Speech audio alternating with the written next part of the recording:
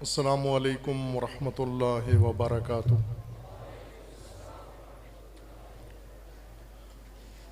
अऊज़ु बिल्लाहि मिनश शैतानिर रजीम। बिस्मिल्लाहिर रहमानिर रहीम। अल्हम्दुलिल्लाहि वस्सलातु वस्सलामु अला रसूलिल्लाह व आलिहि आलिल्लाह वल्लअनतु दाइमतु अला अअदाइहिम अअदाइल्लाह मिन यौमि अदावतिहिम इला यौमि लिक़ाइल्लाह। अम्मा बाद फ़क़ाल अल इमाम अली इब्न अल हुसैन ज़ैनुल आबिदीन अलैहिस्सलातु वस्सलाम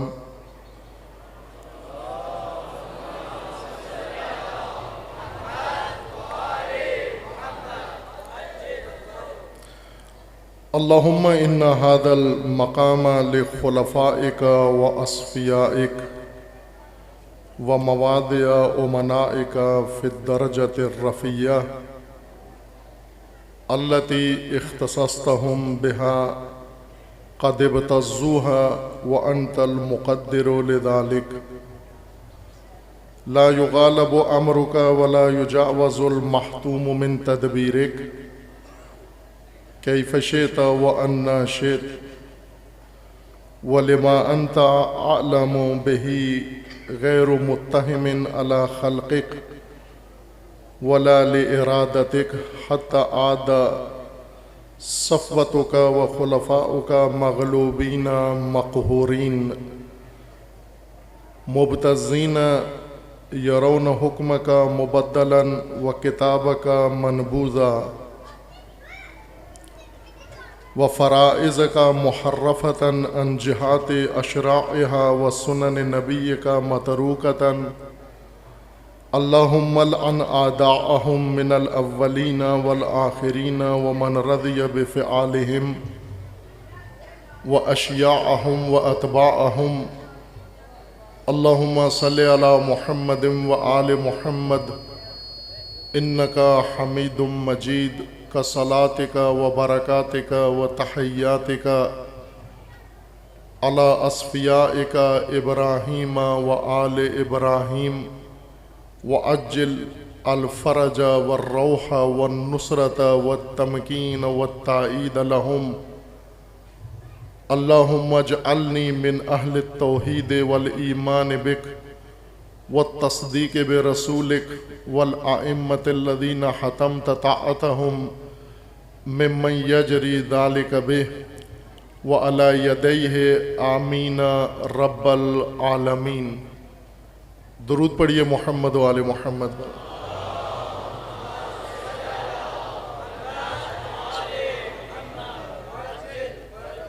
खुदावंद तबारक व तआला तमाम मोमिनीन को अपने हिफ्ज़ व अमान में महफूज फरमाए। तमाम मोमिनीन की हिफ्ज़ व सलामती के लिए सलवात पढ़िए मोहम्मद व आले मोहम्मद पर।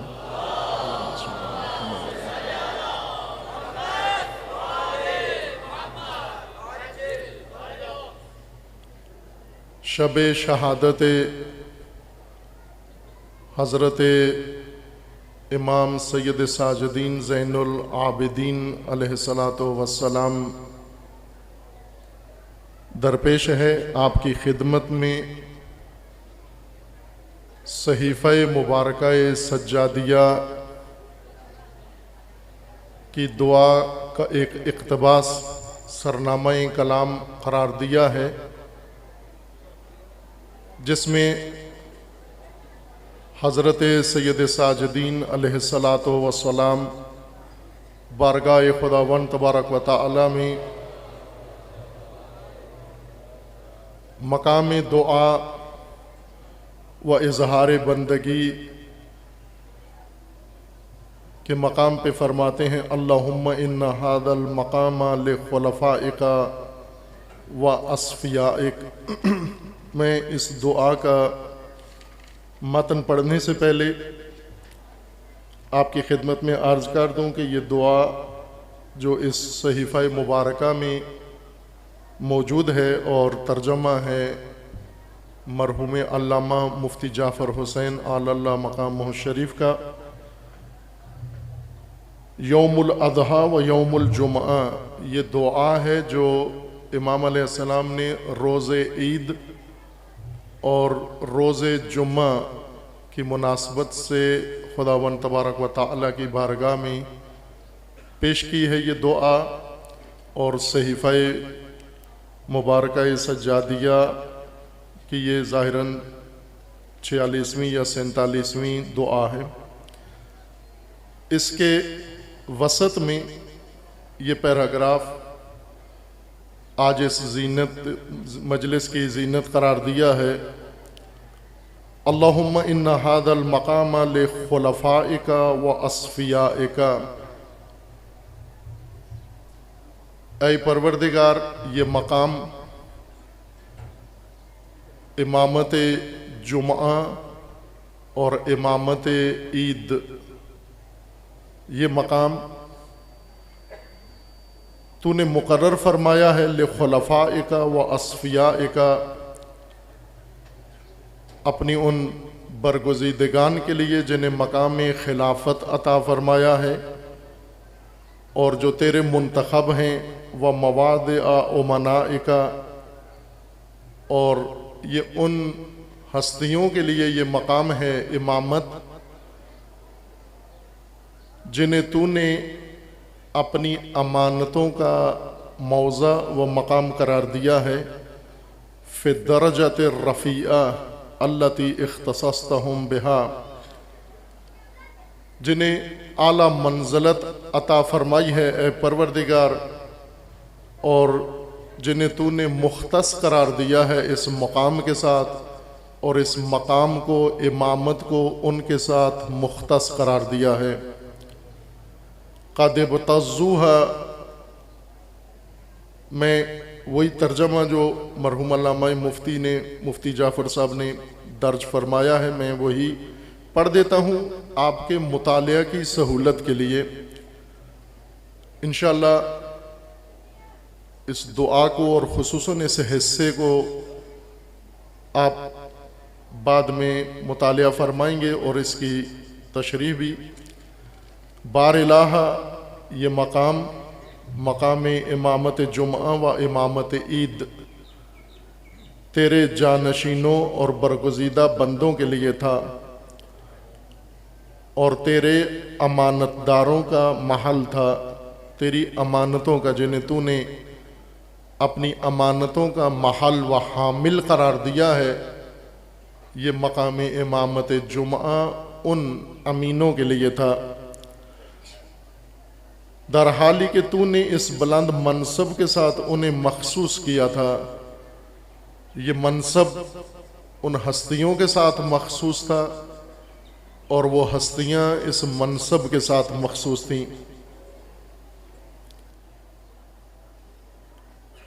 लेकिन इसे गासिबीन ने छीन लिया है इस मकाम को, और तू ही रोज़े अज़ल से इस चीज़ का मुक़द्दर करने वाला है। न तेरा अम्र व फरमान मग़लूब हो सकता है और न तेरी क़तई और यकीनी तदबीर क़ज़ा व क़दर से जिस तरह तूने चाहा और जिस वक्त चाहा तजावुज़ मुमकिन है। इस मसलहत की वजह से जिसे तू ही बेहतर जानता है, बहरहाल तेरी तकदीर और तेरे इरादे व मशीयत की निस्बत तुझ पर लाजिम नहीं हो सकता, यहाँ तक कि तेरे बरगुज़ीदा और जानशीन मग़लूब और मक़हूर हो गए हैं। जिन्हें तूने इंतखाब किया था मकाम इमामत व पेशवाई के लिए, वो आज उस मकाम पे नहीं है जो तूने उनके लिए मुकर्रर फरमाया था।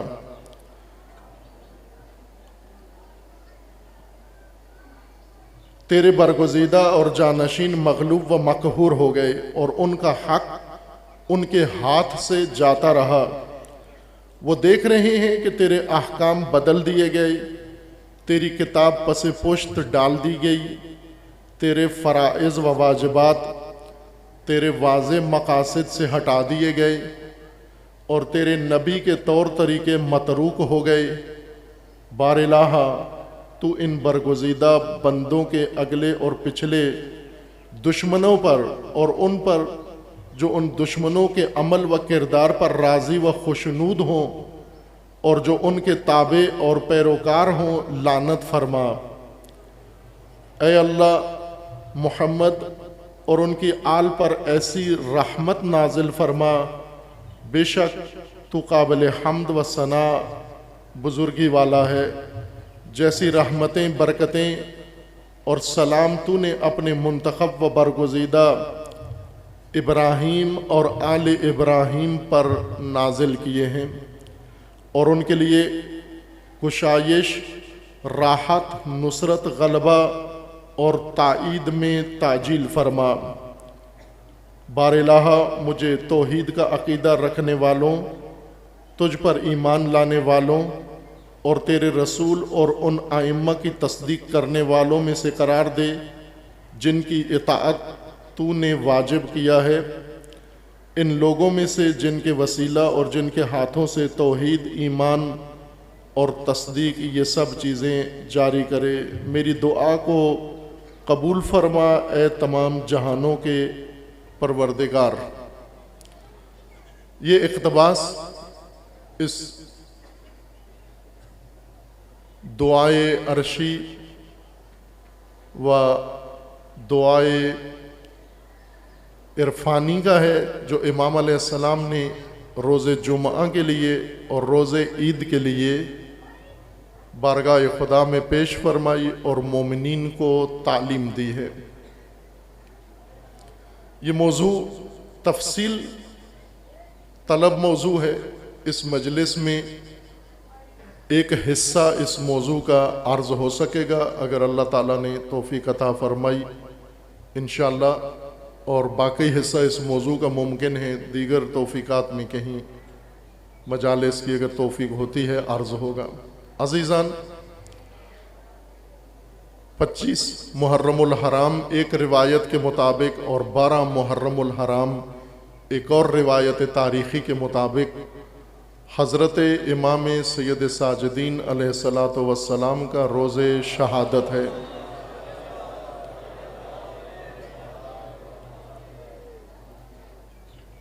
इमाम सैयद साजिदीन अलैहिस्सलातु वस्सलाम का इमामत का आगाज़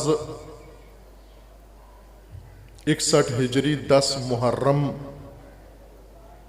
को हुआ और 25 मुहर्रम या 12 मुहर्रम, पाकिस्तान में ज़्यादा 25 मुहर्रम है, बाज़ रिवायात के अंदर 12 मुहर्रम है। दोनों तारीख़ें शहादत इमाम के लिए ज़िक्र की गई हैं। 95 हिजरी इमाम की शहादत हुई। हाकिम वक्त वलीद इब्ने अब्दुल मलिक इब्ने मरवान लानल्लाहु अलैहिम अजमाइन, उसके इक़दाम से और जुल्म से इमाम की शहादत हुई। मजमूई तौर पर इस तारीख़ी रिवायत के मुताबिक इमाम अलैहिस्सलाम का दौर इमामत व असर इमामत 34 साल है। मोमिनीन किराम उमूमन मजालिस में ज़िक्र अहले बैत अलैहिमुस्सलाम के ज़िम्न में हज़रत सैयद साजिदीन का ज़िक्र कसरत से सुनते हैं, लेकिन वो सारा माजरा जो इमाम अलैहिस्सलाम के मुताल्लिक मजालिस की जीनत बनता है वो आपके दौर इमामत से पहले का है, और वो भी बिलखुसूस करबला के क़याम के दौरान। हर मोमिन को जो इमामत के मसलक से ताल्लुक़ रखता है उसके लिए वाजिब और लाजमी दीनी निसाब, तौहीदो माद और नबुव्वत की मार्फत के बाद और साथ साथ इमामत की मार्फत का है। और जिस पर ताकीद भी है, चूँकि तौहीद की मार्फत और माद नबुव्वत की मार्फत मोमिनीन व मुस्लिमीन में बिलउमूम राइज है और राइज थी, लेकिन जिस बाब की निस्बत ज़्यादा एहतमाम नहीं करते थे वो बाब इमामत है, मौजूए इमामत है। इसलिए मासूमीन अलैहिमुस्सलाम से कसरत से रिवायात और अहादीस मरवी हैं जिनका मजमून यह है कि मारफत इमाम व इमामत वाजिब है, और अगर इंसान बग़ैर मारफत इमाम व इमामत के मर जाए उसकी मौत जाहिलियत की मौत है। ये तालीम, ये इल्म, ये आगाही हर मोमिन के लिए लाजिम व वाजिब है। अपने वक्त के इमाम की मार्फत और इमाम की मार्फत के लिए असल जो बुनियाद है इमामत की मार्फत।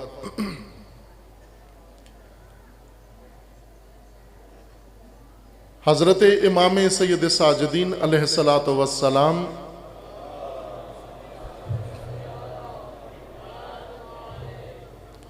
का दौर इमामत व असर इमामत जो तारीख़ी रिवायात के मुताबिक 34 सालों पर मोहित है और तुलानी तरीन दौर इमामत है, उस ज़माने और उस तारीख़ का सबसे ज़्यादा बहरानी ज़माना है, पेचीदा ज़माना है। अगरचे तमाम आइम्मा हुदा अलैहिमुस्सलाम जिस असर में भी तशरीफ़ फरमा थे, उस ज़माने की खुसूसियात मामूली नहीं थी, खुसूसन आइम्मा हुदा अलैहिमुस्सलाम के लिए और आपके पैरोकारों के लिए हुकूमतें आइम्मा के मुखालिफ, आइम्मा की दुश्मन और आम लोग अवाम आइम्मा हुदा अलैहिमुस्सलाम से लाताल्लुक और हुकूमतों का शदीद दबाव, हुकूमतों का जुल्म व सितम और शिकंजा हर दौर की एक खासियत है, खुसूसियत है। मार्फत आइम्मा के लिए आइम्मा के दौर व ज़माने की आगाही व इल्म व मार्फत ज़रूरी है।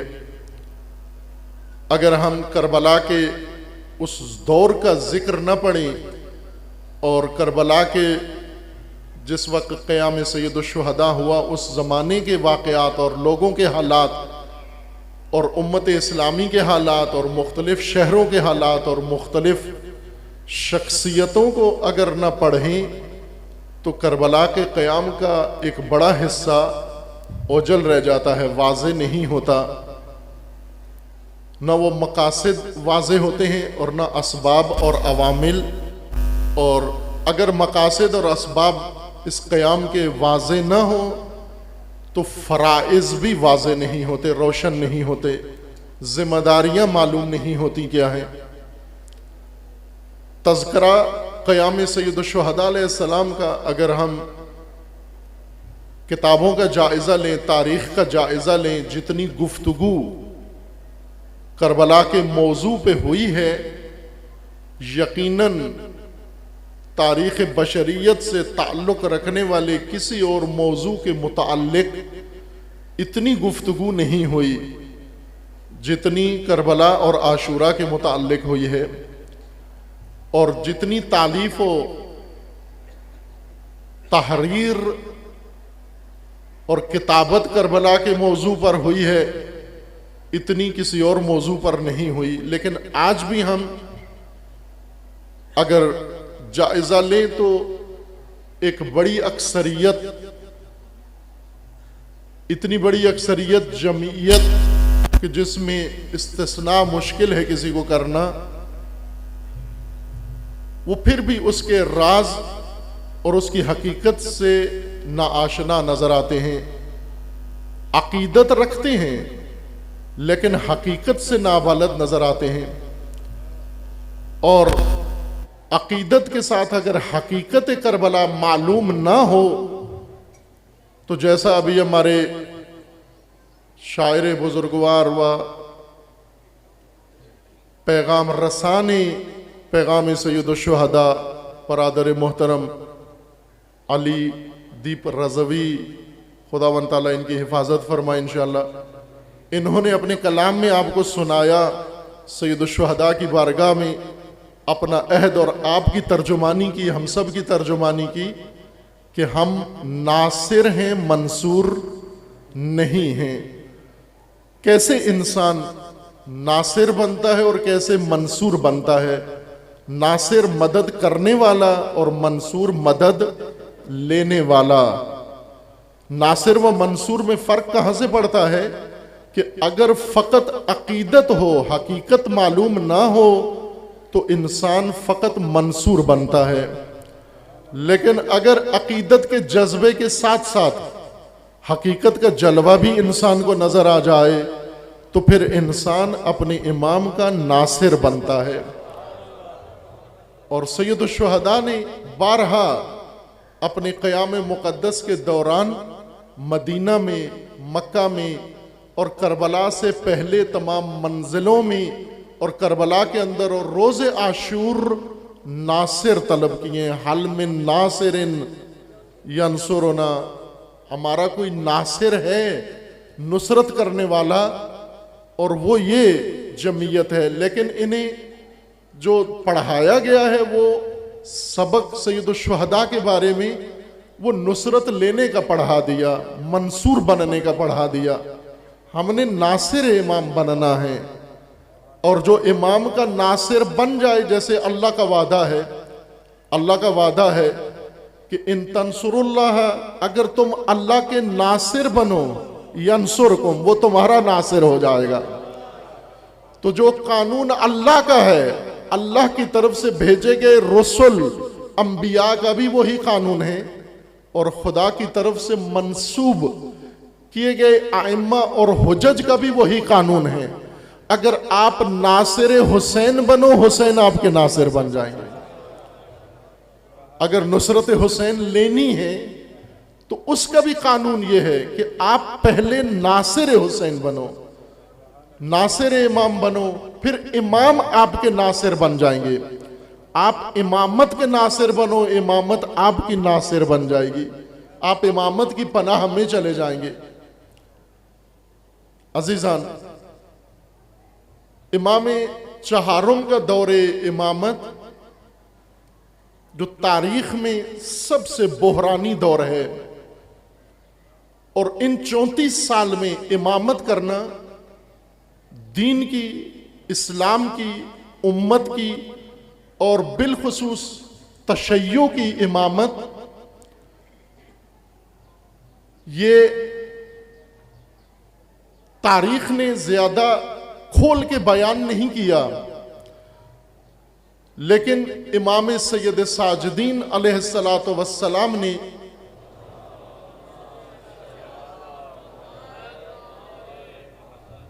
अपने किरदार, अपनी सीरत, अपने अमल, अपने रवैये और अपनी तदबीर से सब कुछ उस दौरे इमामत के मुतालिक और उस जमाने के मुतालिक सब कुछ बयान फरमा दिया।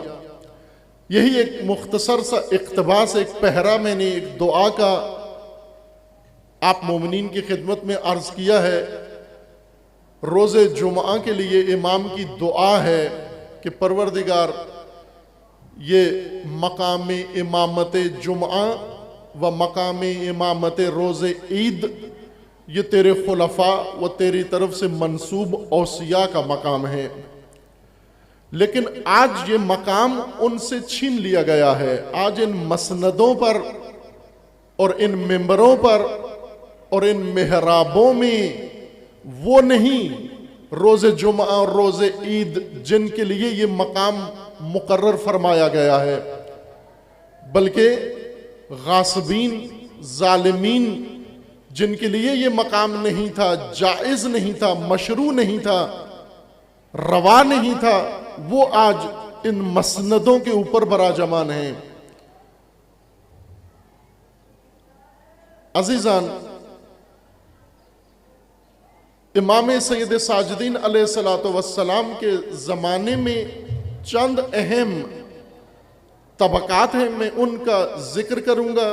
एक आध तबके का यहाँ तफसील अर्ज करूंगा और बाकी किसी और फुर्सत के लिए बात रह जाएगी। इमाम अलैहिस्सलाम के ज़माने में एक तबका हुक्मरान थे, बनु उमैया के हुक्मरान। करबला के बाद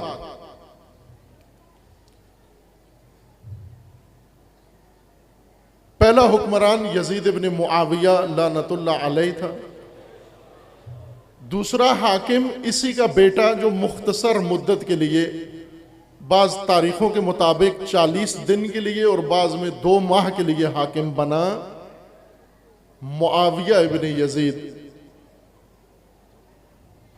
यजीद का बेटा मुआविया नाम था उसका। वो बाज़ तारीखों के मुताबिक 40 दिन के लिए उसको हाकिम बनाया गया और 40 दिन बाद उसने हुकूमत छोड़ दी और बाज़ के मुताबिक 2 माह बाद उसने छोड़ दी।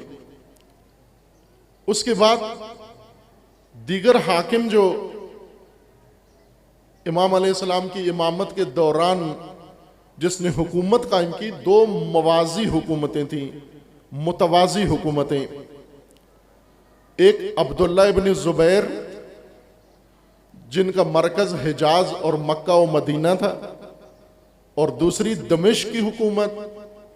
और वो हाकिम जो मुआविया इब्न यजीद के बाद बना, वो मरवान इब्न हकम है, बनु उमैया का एक और मारूफ जालिम सितमगर हुक्मरान, जिसका तारीख में बहुत मनफी किरदार है तारीख इस्लाम में। फिर इसके बाद इसका बेटा अब्दुल मलिक इब्न मरवान हाकिम बना और उसके बाद अब्दुल मलिक का बेटा वलीद इब्न अब्दुल मलिक हाकिम बना और उसी की हुकूमत के दौरान इमाम अलैहिस्सलाम की शहादत हुई। ये 34 साला इमामत का दौर इन 5 हुक्मरानों की हुकूमत के साथ बसर हुआ। हर हुक्मरान इनमें से अपनी खास खुसूसियत रखता है और कुछ मुश्तरक खुसूसियात रखते हैं जो सब के अंदर यकसान पाई जाती हैं। जैसे जुल्म व सितम सबकी मुश्तरक खुसूसियत है, अहले बैत से दुश्मनी, आले रसूल से इनाद और दीन खुदा को महव करना, इन सब की मुश्तरका खुसूसियत थी। और कुछ इनकी अपनी इनफरादी खुसूसियात थी कि अगर बात वहां तक जाती है, मैं शायद कुछ के बारे में अर्ज करूंगा आपकी खिदमत में। ये एक गुरोह था, तबका इमाम चहारुम की इमामत के ज़माने में। दूसरा गिरोह इमाम अलैहिस्सलाम की इमामत के ज़माने में हुक्मरान नहीं थे, लेकिन इमाम के निज़ाम इमामत और अहले बैत के निज़ाम के मुखालिफीन थे। हाकिम नहीं थे, लेकिन इमामत के मुखालिफीन में से थे, हुकूमत से बाहर थे। कोई और हैसियत थी, मुमकिन है उलमा में से हों, गैर हुकूमती हैसियतें हों उनकी। अपने कबीले के सरदार थे, अपनी कौम के बड़े वडेरे थे, मुख्तलिफ इलाकों के नामवर लोग थे और थे इमाम के मुखालिफिन में से। तीसरा गिरोह जो इमाम अलैहिस्सलाम की इमामत के दौरान रहा और हर दौर में रहा, मैं अगर एक दौर ख़ास का इमाम चहारुम की दौर इमामत का जिक्र करके और ये नमूने पेश कर रहा हूँ, तो इसका मतलब ये नहीं कि बाकी आइम्मा हुदा के ज़माने में इस तरह के तबकात और गिरोह नहीं थे, उस वक्त भी थे। लेकिन अभी हमारी गुफ्तगू इमाम चहारुम अलैहिस्सलातु वस्सलाम के दौरे इमामत से मुताल्लिक है। ये तीसरा गिरोह जो बहुत अहम है, ये मुख्तलिफ शिया शख्सियात और गिरोह हैं मुख्तलिफ इलाकों के अंदर, जिन्होंने इमाम अलैहिस्सलाम के ज़माने में इन 34 साल दौरे इमामत में ज़िंदगी बसर की। मुख्तलिफ जगहों पर, कूफा में है, बसरा में है, और उस वसी ममलिकत के हर गोशे में मौजूद थे। इन 34 सालों में ये गिरोह और तबकात और शख्सियात हैं। और एक उमूमी तबका अवामुन्नास, आम लोग, आम मुसलमान, जो इन मज़कूरा 3 गिरोहों के ज़ुमरे से हट कर हैं, ना हुक्काम का हिस्सा हैं और ना ही बनु उमय्या मुखालिफ किसी गिरोह का हिस्सा हैं, और ना ही अहले बैत दुश्मन किसी तहरीक का हिस्सा हैं, और ना ही इन शिया ख़ास गिरोहों और शख्सियात के साथ मुंसलिक हैं। अवामुन्नास है, हर शहर के अंदर जो आम मामूल के लोग जो अपने गुज़र-औक़ात में, कामकाज में, तजारत में, लेन देन में, अपनी निजी ज़िंदगी में मसरूफ़ रहते हैं, और किसी हादसे में, किसी सियासत में होने वाले उमूर में ज़्यादा इनका कोई अमल दखल नहीं होता। ज़्यादा से ज़्यादा या उस माजरा के मुताल्लिक बात सुन लेते हैं या कहीं तबसरा कर लेते हैं, इससे ज़्यादा इनका कोई अमल दखल नहीं होता। इन 5 तबकात में हुक्मरान तबका, जिन्होंने करबला में जुल्म ढाया, जिनायत की और आले रसूल का खून बहाया सारी दुनिया के सामने,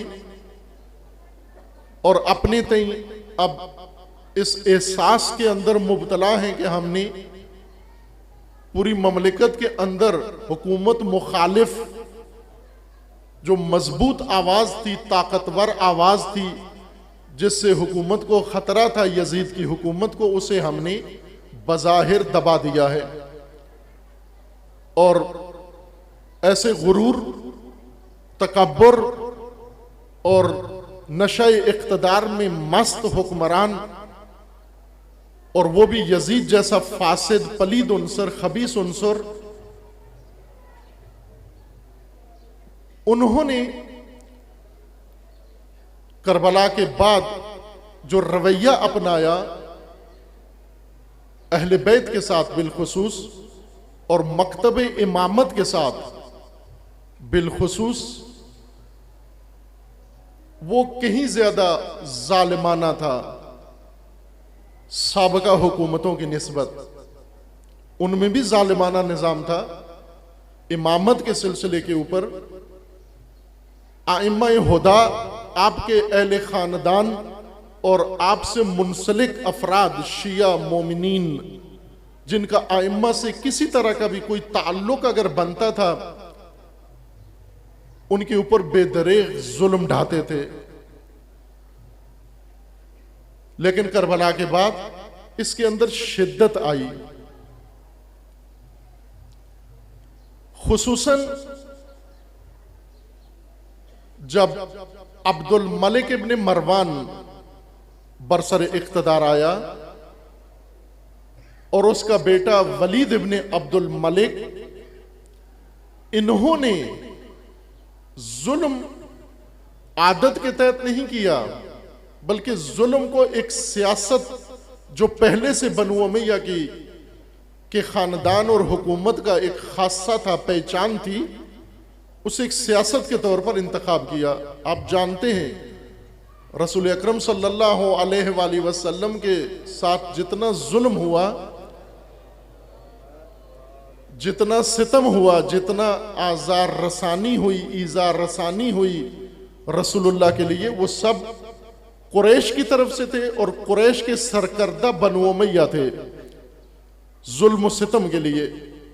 और फिर ये बनु उमय्या की दुश्मनी रसूलुल्लाह व आले रसूल के साथ ख़त्म नहीं हुई, कम नहीं हुई, बल्कि रोज़ बरोज़ उसमें शिद्दत आती गई। उस दिन से कहीं ज़्यादा शिद्दत थी जो रसूलुल्लाह जब मक्का में तशरीफ फरमा थे हिजरत से पहले, हिजरत के बाद उस दुश्मनी में मजीद इजाफा हुआ, और हिजरत के बाद जब जंग बदर हुई तो दुश्मनी और बढ़ गई, और जब उसके बाद जंग खंदक व ओहद हुई तो दुश्मनी और बढ़ गई, और जब मक्का फतह हुआ तो दुश्मनी और बढ़ गई। लेकिन उस दुश्मनी का रंग बदला गया। अब दुश्मनी ने निकाब पहन लिया। पहले उरियान थी, पहले बरमला थी, अब जेर निकाब आ गई वो दुश्मनी। पहले दुश्मनी कुफ्र और शिर्क के हमरा थी, और अब वो दुश्मनी मुनाफकत के लिबादे में आ गई, और रोज बरोज बढ़ती गई वो दुश्मनी, कम नहीं हुई। तारीख गवाह, मैं तारीख अर्ज कर रहा हूं आपकी खिदमत में, अपने जज्बात नहीं अर्ज कर रहा। तारीख ने ये बनु उमैया की हुकूमत और इस खानदान की दुश्मनी दीन के साथ, इस्लाम के साथ, रसूलुल्लाह के साथ, कुरान के साथ कदम कदम पे नकल की है। आपके पास तारीखें हैं जो ज़ाहिर शिया मुवर्रिखीन बहुत कम हैं, एक आध हैं, और उन्होंने भी बड़े मोहतात अंदाज से तारीख लिखी है। जिस तरह हक था तारीख लिखने का, उस तरह से उन्होंने हक अदा नहीं किया। बाकी कोई शिया मुवर्रिख नहीं है जितनी मारूफ तवारीख हैं। और आप मारूफ तारीख तबरी को ले लें, तबरी ने जो इस ज़माने के हालात लिखे हैं, पहली सदी हिजरी के हालात, हिजरत से रसूलुल्लाह के अहद से लेकर और 100 साल गुजरने तक वो हालात अगर आप पढ़ें तो आपको बनु उमैया का सारा चेहरा रोशन इसी किताब के अंदर नजर आ जाएगा। वहीं के तबरी एक सरकारी मुवर्रिख हैं। जिस जमाने में तबरी ने तारीख तहरीर की तो सरकारी वजीफे से तहरीर लिखी, हुकूमती वजीफे से, शहरिये से ये तारीख लिखी।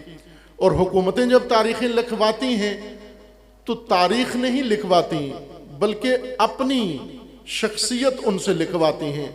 हकायक नहीं लिखवाते, बल्कि हुकूमतें अपनी मर्जी, अपना मंशा लिखवाती हैं, और जो कुछ खुद अवाम को बनाना चाहते हैं वो लिखवाते हैं। उसके बावजूद कि हुकूमती नहज पर लिखी गई, लेकिन फिर भी अगर आप असनाए तारीख के बैन सुतूर में देखें तो तबरी ने भी तकरीबन तमाम जुल्म और सितम जो बनु उमैया के अंदर मौजूद था नहुफ्ता वो जिक्र कर दिया है। जुल्म रोज बरोज बढ़ता गया, इस हद तक कि अब्दुल मलिक इब्ने मरवान ने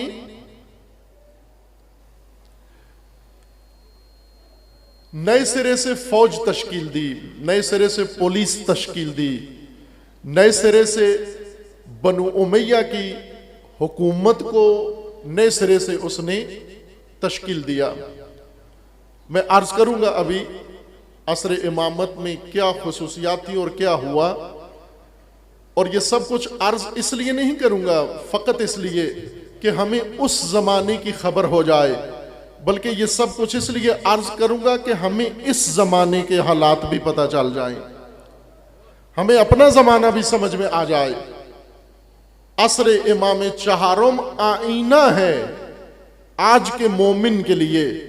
ये तारीख इसलिए ज़रूरी है कि आज जो कुछ है हकीकत वो इस आईने में साफ नजर आएगी आपको, अगर गौर फरमाएंगे आप इंशाअल्लाह। अब्दुल मलिक इब्ने मरवान ने असर नौ, चूंकि बनु उमैया की हुकूमत अमीर शाम से बाकायदा तौर पर, वैसे तो खलीफा सिवम के ज़माने से कायम हुई, चूंकि उनका ताल्लुक बनु उमैया से था, लेकिन उन्हें खिलाफ खुलफाए राशिदीन में शुमार किया जाता है तारीख के लिहाज से। अगर हम खुलफाए राशिदीन के बाद ही जायज़ा लें तो बनु उमैया की हुकूमत अमीर शाम से शुरू हुई। अमीर शाम ने 20 साल बउनवान खलीफा मुस्लिमीन हुकूमत की, और उन 20 सालों में हुकूमत की बुनियादें मजबूत की। और उसके बाद जब उसके जानशीनों में यह हुकूमत मुंतकिल हुई, वहां पर उस दौर में, उस जमाने में मुखालिफ तहरीकें भी चली बनु उमैया की। करबला के बाद उन मुखालिफ तहरीकों ने बनु उमैया की हुकूमत को कमजोर किया, बहुत कमजोर कर दिया। इतना कमजोर कर दिया कि करीब था कि इनकी हुकूमत खत्म हो जाए, और आखिरी सांसों तक जा पहुंची थी इनकी हुकूमत कि खत्म हो जाए। लेकिन फिर दोबारा से इन्होंने अपनी मक्कारी, अय्यारी, तर्रारी के जरिए दोबारा अपनी हुकूमती बुनियादें दोबारा मुस्तहकम कर ली। और ये वो जमाना था कि जब बनु उमैया के अंदर दो सिलसिले हैं, एक सुफियानी आले अबी सुफियान है और एक मरवानी सिलसिला है।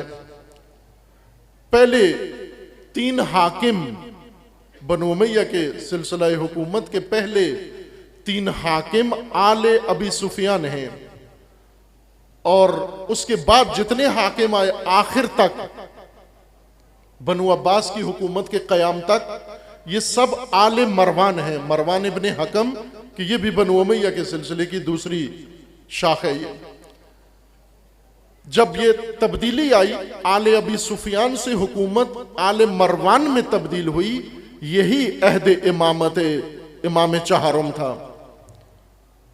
इस जमाने में हुकूमत मुखालिफ मुतअद्दिद तहरीकें शुरू हुई। उन तहरीकों ने इस हुकूमत को मुख्तलिफ इलाकों में कमजोर किया, हत्ता मरकज में कमजोर किया, दमिश्क में कमजोर कर दिया, और इनकी आपस में जंगें हुई। आपस में बनु उमैया की जंग हुई, और उस जंग में फिर मरवान ने गलबा हासिल कर लिया, और मरवान ने गलबा पाकर, चूंकि मरवान के जमाने तक मुखालिफ तहरीकें जोरों पर थीं, जब अब्दुल मलिक इब्ने मरवान आया तो इसने कमजोर हुकूमत, जिसके बहुत सारे इलाके हुकूमत की तसल्लुत से निकल चुके थे, मुखालिफ तहरीकों ने आज़ाद करा लिए थे। जैसे मक्का है, मदीना है, कूफा है, बसरा है, और बहुत सारे और इलाके ये दमिश्क की हुकूमत से इख्तियार से निकल चुके थे। इनमें बगावतें, शूरशें और मुखालिफ तहरीकों ने ये इलाके आज़ाद करा लिए। मरवान अब्दुल मलिक इब्ने मरवान ने, मरवान के बेटे ने असर नौ अफवाज नए सिरे से तश्कील दी, पुलिस की तामीर नौ की, तश्कील नौ की, तमाम इदारे असर नौ तश्कील दिए इसने, और हर चीज नई बुनियादों पर इसने खड़ी की। और फिर दोबारा जुल्म सितम का पहले से ज्यादा इन तहरीकों को दबाने के लिए, इन शूरशों को दबाने के लिए एहतमाम किया। एक मैं उसका अमल बताता हूं जो उसने अंजाम दिया, और वहां से आप इस शख्स की जहनीयत और इसके इक़दामात का अंदाजा लगा लें। इसने एक मुकाबला किया कि मुझे अपनी फौज का जर्नैल चाहिए, सिपा सालार आला चाहिए फौज के लिए। खूब ज़ाहिर है उसको क्वालिफाई करना पड़ेगा। फौज के जर्नैल को उसकी कोई सलाहियत होनी चाहिए, उसकी कोई काबिलियत होनी चाहिए, उसकी कोई जंगी महारत होनी चाहिए, उसके अंदर कोई सालारी के जौहर होने चाहिए। तो उसने जितने लोग सब सालार बनने के मुद्दई थे, खां थे, कैंडिडेट थे, उन सब को उसने रजिस्टर्ड किया कि इनके नाम लिखो। जिस कबीले के अंदर कोई भी बहादुर शख्स है, दलेर शख्स है, जंगजू है, फौज की कमान संभाल सकता है, वो सब इकट्ठे हों। वो ज़ाहिर अरब थे, जंगजू थे, कबाइल जंगजू थे। जंगजू अरबों में ढूंढना मुश्किल काम नहीं था। एक नहीं बल्कि सैकड़ों दावेदार हुए कि हम हैं वो। इसने उनका टेस्ट लेना शुरू किया, इम्तिहान लेना शुरू किया। अब वो अदद मेरे जहन में नहीं है, किताबों में दर्ज है, मेरे जहन में नहीं है कि पहले मरहले में कितने जंगजू, कितने बहादुर दलेर लोग आए कि हम सिपा सालार फौज बनते हैं। इसने उनका पहला इम्तिहान लिया, जिसमें से आधे फेल हो गए, आधे रह गए। उन दो आधे रह गए थे, फिर उनका दोबारा इसने टेस्ट लिया, उसमें से आधे फिर फेल हो गए, फिर आधे। लेकिन वो टेस्ट ऐसे नहीं लेता था जैसे आजकल अफवाज के या मुसल्ला फोर्सेस के लिए जाते हैं कि इनकी छाती को नापा जाए, इनके कंधे, इनकी कद और इनका वजन और इनकी फिटनेस और इनकी स्मार्टनेस को देखा जाए, ये नहीं था मेयार बनु उमैया के सिपा सालार आला बनने के लिए। बनु उमैया के सिपा सालार आला बनने के लिए वो जुल्म, जिनायत का टेस्ट लेता था, जुल्म का इम्तिहान लेता था। बेगुनाहों को खड़ा करके इन्हें कहता था इनको कत्ल करो। बाज कहते थे इन्होंने क्या जुर्म किया, हम क्यों कत्ल करें इनको। उन्हें कहता था आप फेल हो। जिसने सवाल पूछ लिया कहता था आप फेल हो, आप जर्नली के काबिल नहीं हो। जो तलवार लेके बगैर पूछे कत्ल कर देता था कहता था ये पास है, ये क्वालिफाइड कर गया है। आहिस्ता आहिस्ता उसने ये इम्तिहान सख्त करता गया। आखिर में जो चंद अफराद बचे, ज़ाहिरन अंगुश शुमार 5 अफराद या उससे कमतर या 3 अफराद बचे, उन अफराद का इम्तिहान ये लिया गया कि उनका अपना खानदान उनके सामने खड़ा किया गया। उनके मां बाप, उनके अकारिब को उनके सामने खड़ा किया गया और इन्हें कहा गया कि ये लो, इनको पहचानते हो? पहले पूछा इनको पहचानते हो? कहा पहचानते हैं। कौन है ये? कहा ये अब्बा है, ये अम्मी है, ये दादा है, ये दादी है, ये खालू है, ये फलां है। पहचाना, एक एक ने पहचाना। कहा कि अब आखिरी इम्तिहान ये है कि तलवार लो और इनके सर कलम कर दो, सर कलम कर लो। उनमें से 2 ने ये काम किया, जाहिरन 2 ने ये किया। मैं जाहिरन कह रहा हूं कि थोड़ी तरदीद है, अरसे से ज़हन में बात, हाफिजा वैसे ज़ईफ है मेरा। जाहिरन 2 ने ये काम कर दिया, बाकी ने नहीं किया कि हम तेरी खातिर अपने माँ बाप मार दें, लेकिन 2 ने मार दिए। उनमें से भी कैफियत देखी गई कि कैसे मारे, किस तरह से मारे। एक ने तलवार से सर कलम कर दिया, लेकिन एक ने जो अपने मां बाप को मारा या अपने करीबी तरीन रिश्तों को जुल्म किया खलीफा की खातिर, हाकिम की खातिर, उनमें सबसे कामयाब जर्नैल हज्जाज इब्ने यूसुफ निकला।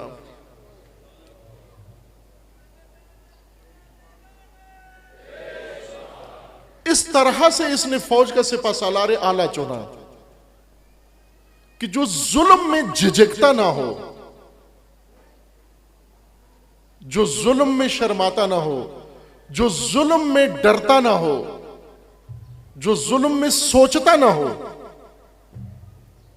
और कई लोगों के टेस्ट के बाद उसको आखिरकार ये काबिल जर्नैल मिला। इस जर्नैल को खुसूसियत के साथ मुखालिफ तहरीकें सरकूब करने का हुक्म मिला, लेकिन खुसूसियत के साथ अलवी शिया को तो ने सफाई हस्ती से खत्म करना है। एक मामूरियत इस मलऊन ने हज्जाज इब्ने यूसुफ को ये दी कि शिया जमीन पे बाकी ना रहे। उस वक्त अलवी कहते थे, ये ज़हन में रखना। उस वक्त शियों का नाम था अलवी। अलवी कहते थे कि कोई अलवी यानी अली का पैरोकार, अलवी खानदान भी है, वो नहीं मुराद। जो बाज लोग हैं अपने आप को खानदानी नस्ब के लिहाज से अलवी कहलाते हैं। अलवी से यहां मुराद नजरियाती तौर पर जो अमीरुल मोमिनीन के पैरोकार हैं, इन्हें अलवीयीन कहा जाता था।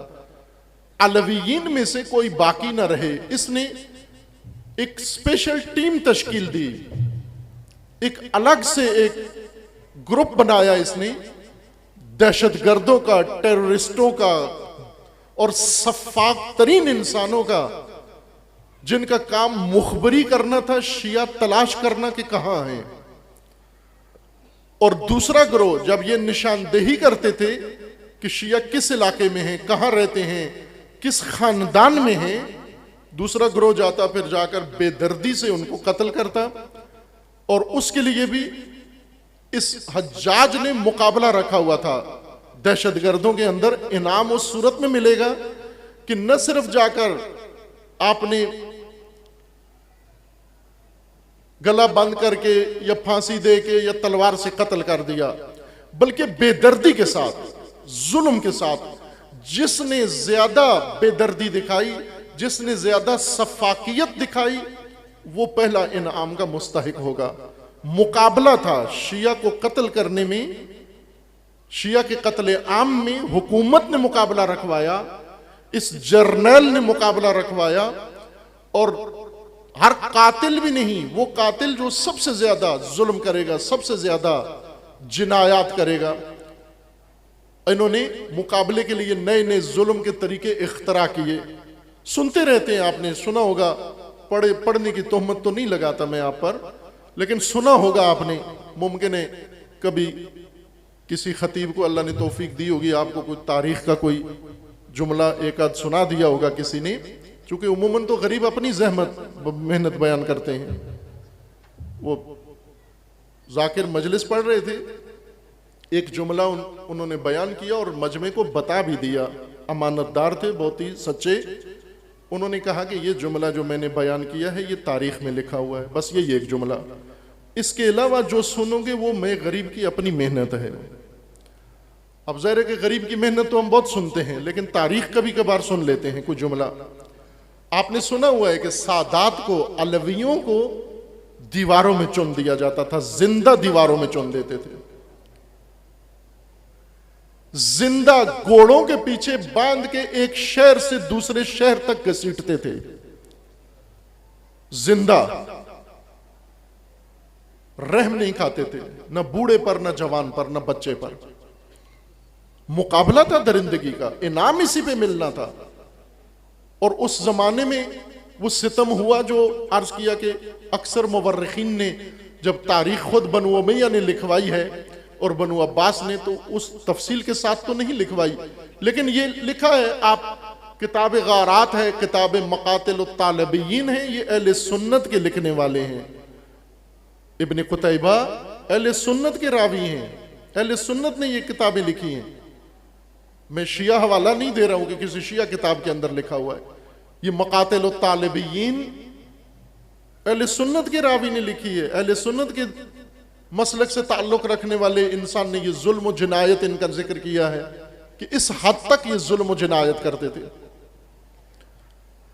अब तवज्जो फरमाएं, हुकूमत का दबाव, जब जब्बार हुकूमतें, सितमगर हुकूमतें, जालिम हुकूमतें, बेरहम हुकूमतें जब जुल्म पे आ जाएं और एक मुअय्यन तबके को हदफ करार दें और उसे महव करना, करबला के बाद महव करना, तशय्यो को महव करना इनकी सियासत थी कि सफ़े हस्ती से महव करना है। यह हुकूमती पॉलिसी थी।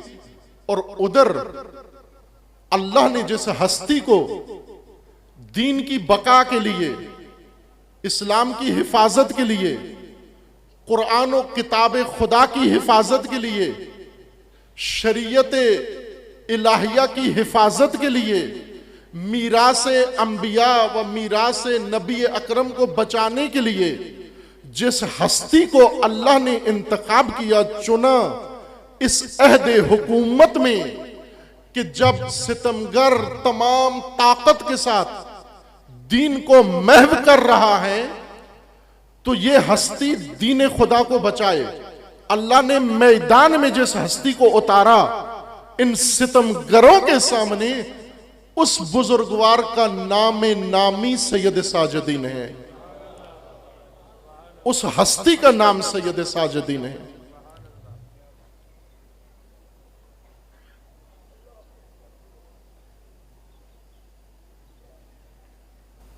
हमने इंसाफ नहीं किया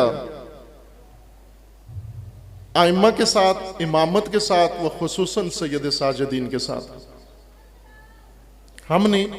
हम पैरोकारों ने भी इंसाफ नहीं किया। आप सब के जहनों में सैयद साजिदीन अलैहिस्सलाम की एक शख्सियत है बैठी हुई, और वो शख्सियत ये है कि एक हस्ती है जो दुआ करते हैं और रोते हैं। बस दुआ करते और रोते हैं, अपने घर में हैं, किसी से मेल मिलाप नहीं है, किसी से आना जाना नहीं है, किसी के साथ कोई ताल्लुक नहीं है, किसी सिलसिले में शामिल नहीं है, और सिर्फ दुआ करते हैं और रोते हैं, गिरिया करते हैं। और इस तरह 34 साल इमाम अलैहिस्सलाम ने इमामत का अहद अपना गुजार दिया। अब यही मैं कह रहा हूं, इंसाफ नहीं किया हमने। अजीज मन, ये जो आज ला इलाहा इल्लल्लाह पढ़ते हो, ये जो आज मोहम्मद रसूलुल्लाह पढ़ते हो, ये जो आज अलीउन वलीउल्लाह तुम्हारी जबानों से अदा होता है, ये सैयद साजिदीन के सदके है। ये इमाम सज्जाद के मरहून मिन्नत है। ये इमाम सज्जाद के मरहून मिन्नत है। मैं अर्ज करूंगा, गिरिया भी इमाम का अर्ज करूंगा। वाकई गिरिया किया इमाम ने, इतना गिरिया किया इन 34 सालों के अंदर करबला के बाद कि मरहूम सदूक ने यह रिवायत नकल की है। फकीह बुजुर्गवार, आलिम बुजुर्गवार, अल्लामा बुजुर्गवार, अरकान तशय्यो में से एक रुकन अजीम शेख सदूक इब्न बाबवई, उन्होंने ये रिवायत नकल की है कि इमाम सैयद साजिदीन कायनात के सबसे ज्यादा रोने वालों में से एक सैयद साजिदीन है। ये रिवायत किसी ज़ईफ किताब में या किसी कमजोर रावी ने नहीं नकल की है। बाज नाफहमी की बुनियाद पर बाज औकात कोई मतलब समझ में नहीं आता, उसे फौरन कह देते हैं ये रिवायत ज़ईफ है। न किसी कमजोर रावी ने नकल की है, न कमजोर हदीस की किताब में है, और न कमजोर शख्स ने यह रिवायत नकल की है। शेख सदूक ने नकल की है। शेख सदूक को सदूक इसी वजह से कहते थे, नाम नहीं था उनका सदूक, सच बोलने की वजह से, सच कहने की वजह से सदूक कहते थे, सच्चाई की वजह से। सदूक मुबालगा है सिद्क के अंदर।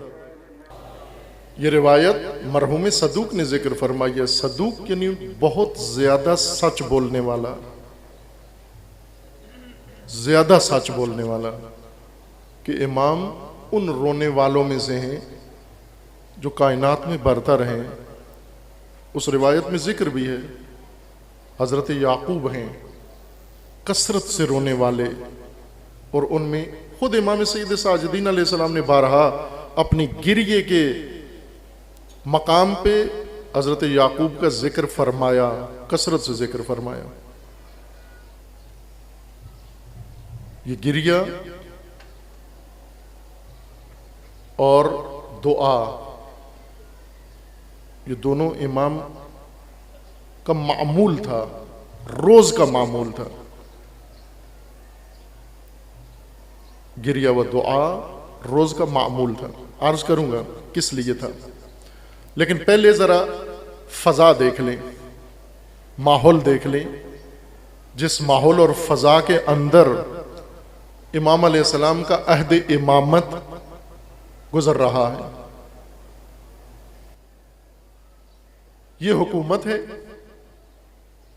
जिसकी ये अंदाज़ हुकूमत है, तरीक़ा हुकूमत ये है।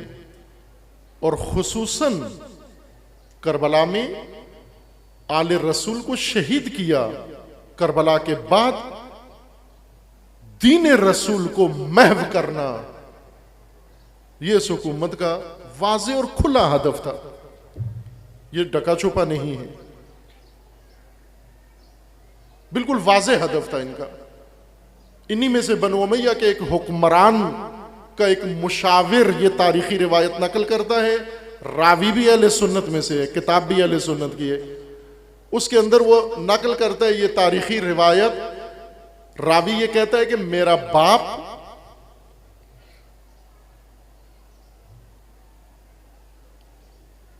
इस अमीर का, इस हाकिम का दोस्त था, करीबी, हम नवाला, हम प्याला दोस्त था। एक साथ मिलके प्याला पीते थे, जाम पीते थे, और बड़ा शहदाई था, बड़ा मोतरिफ था, तारीफें करता था। और घर में हमेशा जब भी बैठता इसी हाकिम और अमीर की तारीफें करता रहता। और रोजाना रात का एक हिस्सा इस अमीर के साथ जाकर हाकिम के साथ गुजार के आता। लेकिन एक दिन जब आया, अफसुर्दा, मुरझाया हुआ और पजमुर्दा था, ये रावी कहते हैं मैंने पूछा कि आज दरबार से आए हो, हर रोज खुशहाल आते थे, शादाब आते थे, हालत मस्ती में आते थे और फजाइलो मनाकिब इनके बयान करते थे, आज क्यों चेहरा उतरा हुआ है? आज क्या हुआ? आज लगता है हाकिम की तरफ से कुछ डांट पड़ गई है, कोई मुश्किल पेश आ गई है? कहा नहीं, आज मुझे ये मालूम तो था कि ये फासिद है, लेकिन इतना फासिद है ये इससे पहले मुझे मालूम नहीं था। आज पता चला मुझे ये इतना फासिद है। कहा बताओ, ये दोनों अहले बैत के दुश्मन व मुखालिफ थे।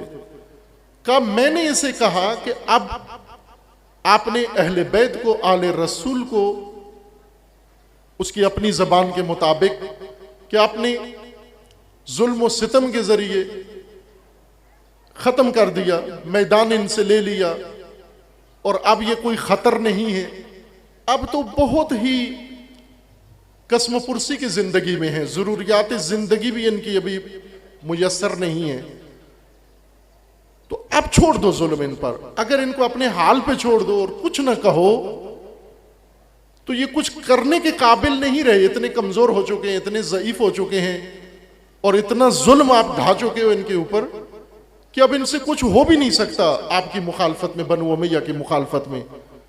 तो कहने लगा, ये उसका नदीम हम पे आला कह रहा है कि बिगड़ के मुझे कहा कि ये क्या कह रहे हो तुम, क्या नहीं देखते? तुम कह रहे हो ये किसी काबिल नहीं है, तुम कह रहे हो कि अब इन्हें कोई जानता नहीं है, इनका कोई हामी नहीं है। कहा तुम 5 वक्त आजान नहीं सुनते और 5 वक्त आजान में अशहदु अन्न मुहम्मद रसूलुल्लाह सुनते हो या नहीं सुनते? मैंने कहा सुनता हूं। कहा तो मोहम्मद बता, तेरा बड़ा है या इनका बड़ा है? मेरा बड़ा है या इनका बड़ा है? कहा मेरे बड़ों का कौन नाम लेता है? ये इनके बड़े का नाम रोजाना लिया जाता है। और उसने कसम खा के कहा कि जब तक इनके बड़े का नाम महव ना कर दूं उस वक्त तक चैन से नहीं बैठूंगा।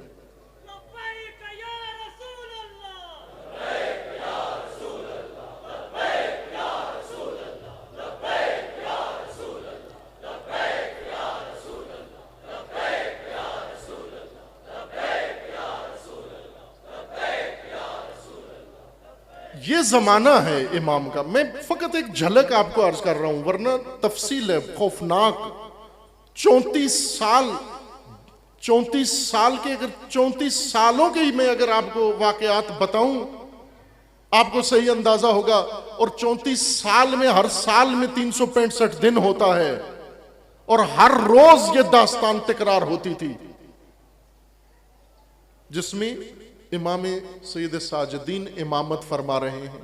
ये एक गिरोह है इमाम का, मुआसिर गिरोह, जिसका हदफ दीन महव करना है, जिसका हदफ नाम रसूलुल्लाह महव करना है, जिसका हदफ इस्लाम को सफ़ाए हस्ती से मिटाना है। और उन्हें मालूम है कि जब तक अहले बैत और अहले बैत का पैरोकार और नाम लेने वाले इस जमीन पर मौजूद हैं, दीन का नाम नहीं मिट सकता। लिहाजा पहले इकदाम के तौर पर महव का सोचा, महव अलवियों को महव करना, दीन को महव करना, तशय्यो को महव करना। इमाम सैयद साजिदीन ने अब ये अल्लाह की तरफ से इमामत का ओहदा इसीलिए था कि एक तरफ हुकूमत जब्बार, सितमगर, ताकतवर और एक तरफ इमाम, और मैं अर्ज करूंगा अभी इमाम के साथ कौन है अभी, और एक तरफ इमाम है तन्हा, इमाम तन्हा। इमाम तन्हा का फरीजा इमामत है दीन को महव होने से बचाना, कुरान को महव होने से बचाना, तशय्यो को महव होने से बचाना। ये फरीजा इमामत था इमाम का इस हुकूमत जब्बार से। दूसरी तरफ मुखालिफ तहरीकें जो बनु उमैया के खिलाफ उठी हैं, मुताद्दिद तहरीकें इसी जमाने में, इमाम चहारुम के जमाने में मजबूत तरीन तहरीकें बनु उमैया के खिलाफ उठी इतनी मजबूत कि करीब था कि बनु उमय्या की हुकूमत खत्म कर दे वो तहरीकें, जिनमें से एक अब्दुल्ला इब्न जुबैर की तहरीक है। तहरीक अब्दुल्ला इब्न जुबैर खिलाफत की तहरीक थी, यजीद के खिलाफ उठी, यजीद के करबला के बाद, ये सब कुछ करबला के बाद हुआ। इससे पहले किसी ने न बनु उमय्या के खिलाफ आवाज उठाई न कोई तहरीक चलाई, ये सब करबला के बाद हुआ। करबला के बाद पहली तहरीक अब्दुल्ला इब्न जुबैर ने शुरू की। अब्दुल्ला इब्न जुबैर मुख्तलिफ नशेब फराज आते गए। जुबैर इब्न अवाम के बेटे हैं अब्दुल्ला इब्न जुबैर।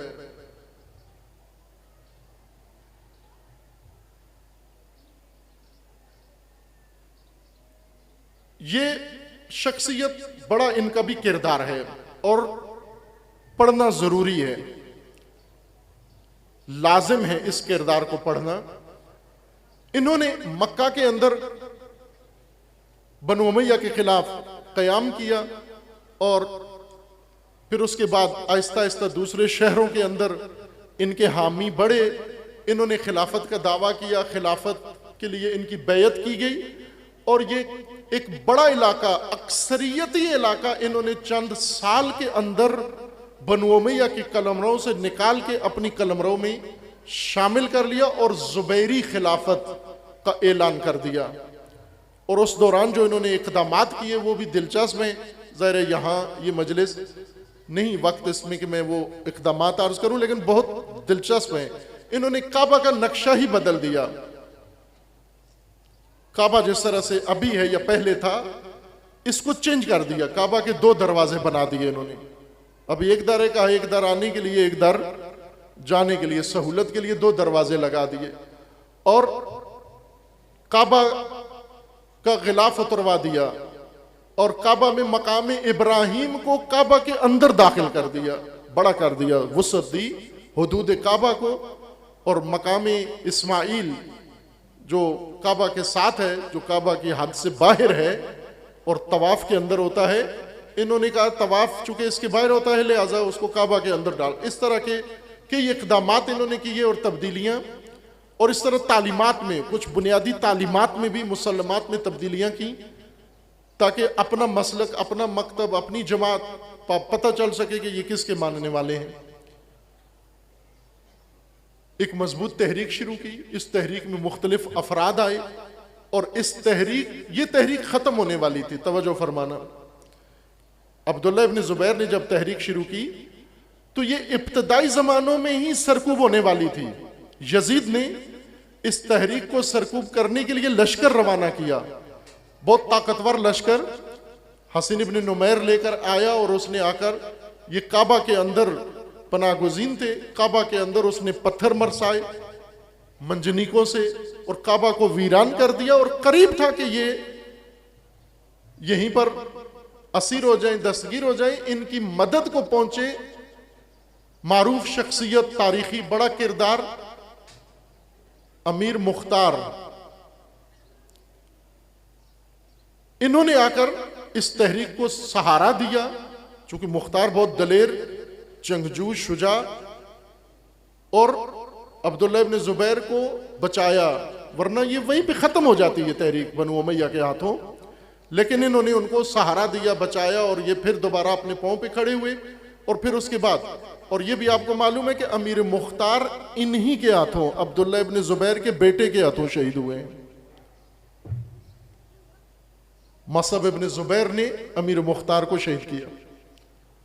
ये एक दिलचस्प तारीख है, ये बहुत जरूरी है पढ़ना। ये इमामत का अहद है, ये इमामत का दौर है।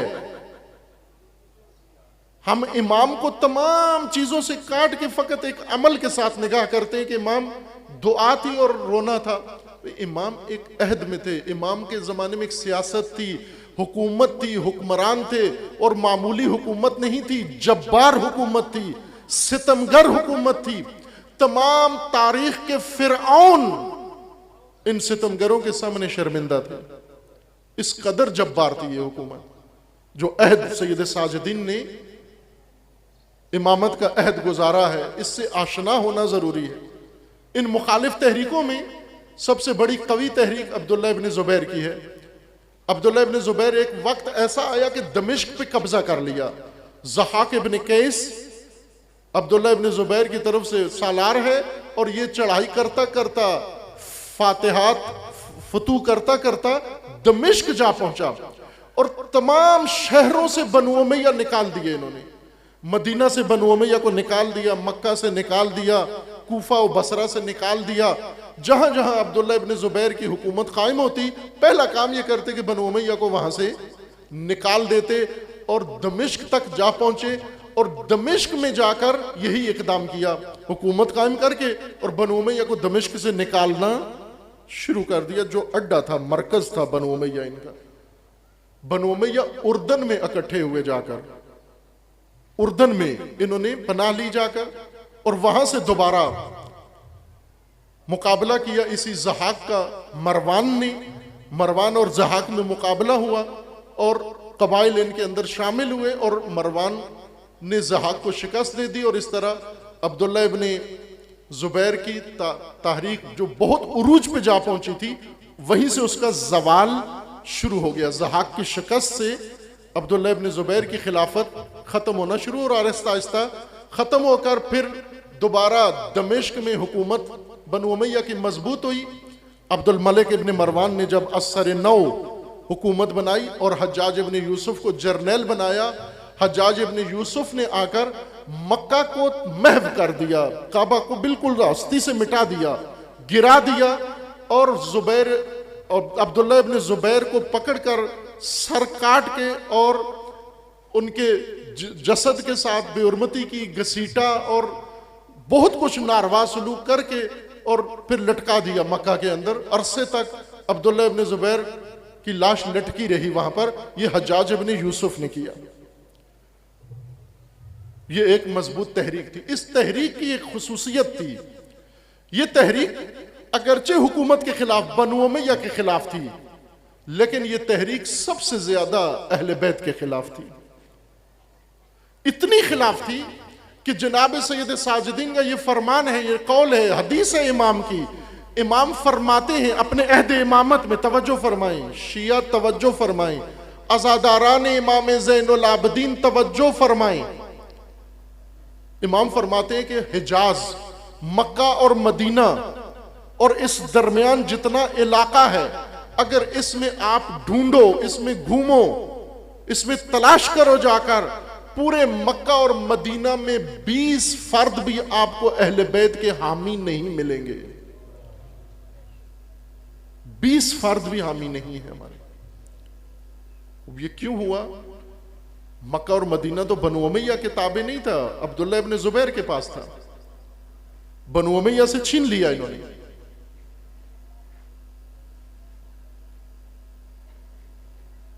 सजा मौत थी, शिया होना मौत। अब्दुल्ला इब्न जुबैर की तहरीक में भी शिया होना मौत था, सजाए मौत। पूछते नहीं थे इसने कोई गलत किया है, इसने कोई जुर्म किया है, इसने कोई कत्ल किया है, इसने कोई चोरी की है, ये नहीं पूछते थे। सिर्फ ये पूछते थे कि शिया हो तो बस सजाए मौत है। मैं इसीलिए अर्ज कर रहा हूं कि वो आईना आज का मतलब समझने के लिए, आज और जब उस जमाने में जब वहां पर तशय्युअ शिया होना जुर्म था और जब वहां पर जब्बार व सफ़ाक थे, हज्जाज इब्न यूसुफ जैसे सफ़ाक थे, वो एक हज्जाज था। आज दाइश में हजारों हज्जाज हैं। ये सब इकट्ठे किए गए हैं, ये सब जमा किए गए हैं, ये सब फौज बनाई गई है। ये किसके लिए बनाई गई है? ये सिर्फ एक मकसद के लिए, शिया को महव करने के लिए। तवज्जो फरमाएं, शिया को महव करने के लिए। शिया को अब अपनी स्ट्रेटेजी बनानी है। शिया के पास क्या राय हल है? मैं अभी शियों का भी जिक्र करूंगा। इमाम सज्जाद के जमाने के शिया जो अपनी सर्वाइवल के लिए, अपनी बका के लिए उन्होंने भी कुछ इकदाम किए। अगर मैं हुस्न जन से काम लेते हुए ये बात करूं तो उन्होंने भी इकदाम किए तशय्युअ की बका के लिए। इमाम सैयद साजिदीन ने भी इकदाम किए तशय्युअ की बका के लिए। अजीज मन उस वक्त तशय्युअ कसरत से थे, जब लश्कर बनाते हजारों का लश्कर बन जाता, शिया जिस पार्टी की हिमायत करते वो पार्टी गालिब आ जाती। मैंने अभी अर्ज किया, अगर मुख्तार अब्दुल्ला इब्न जुबैर की हिमायत न करते, मुख्तार अब्दुल्ला इब्न जुबैर पहले हमले में मक्का में खत्म हो जाते, अगर मुख्तार ना करना मदद करते। इसी तरह बारहा हुआ, अगर शिया उस जमात के, ये शिया जंगजू शामिल ना होते, वो जमात वहीं पे शिकस्त खा जाती। इन्होंने अपनी बका के लिए बहुत कुछ किया। इमाम सैयद साजुद्दीन ने भी तशय्यो की बका के लिए कुछ किया।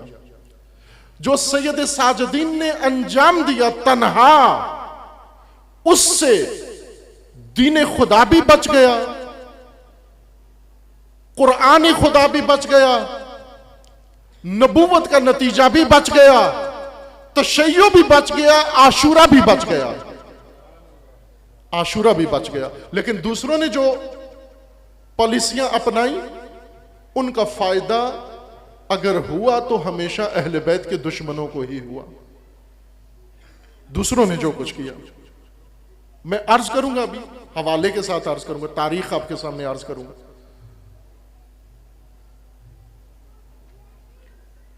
ये तहरीके अब्दुल्ला इब्न जुबैर थी, जिसने मक्का और मदीना में 20 हामी नहीं छोड़े, 20 हामी नहीं छोड़े। इसका मतलब यह है कि इन्होंने भी मेहनत की मक्का और मदीना में, हिजाज में। हिजाज रसूलुल्लाह का शहर, मदीना रसूलुल्लाह का शहर, आले रसूल अपने शहर में, आले रसूल अपने घर में, आले रसूल अपने वतन में।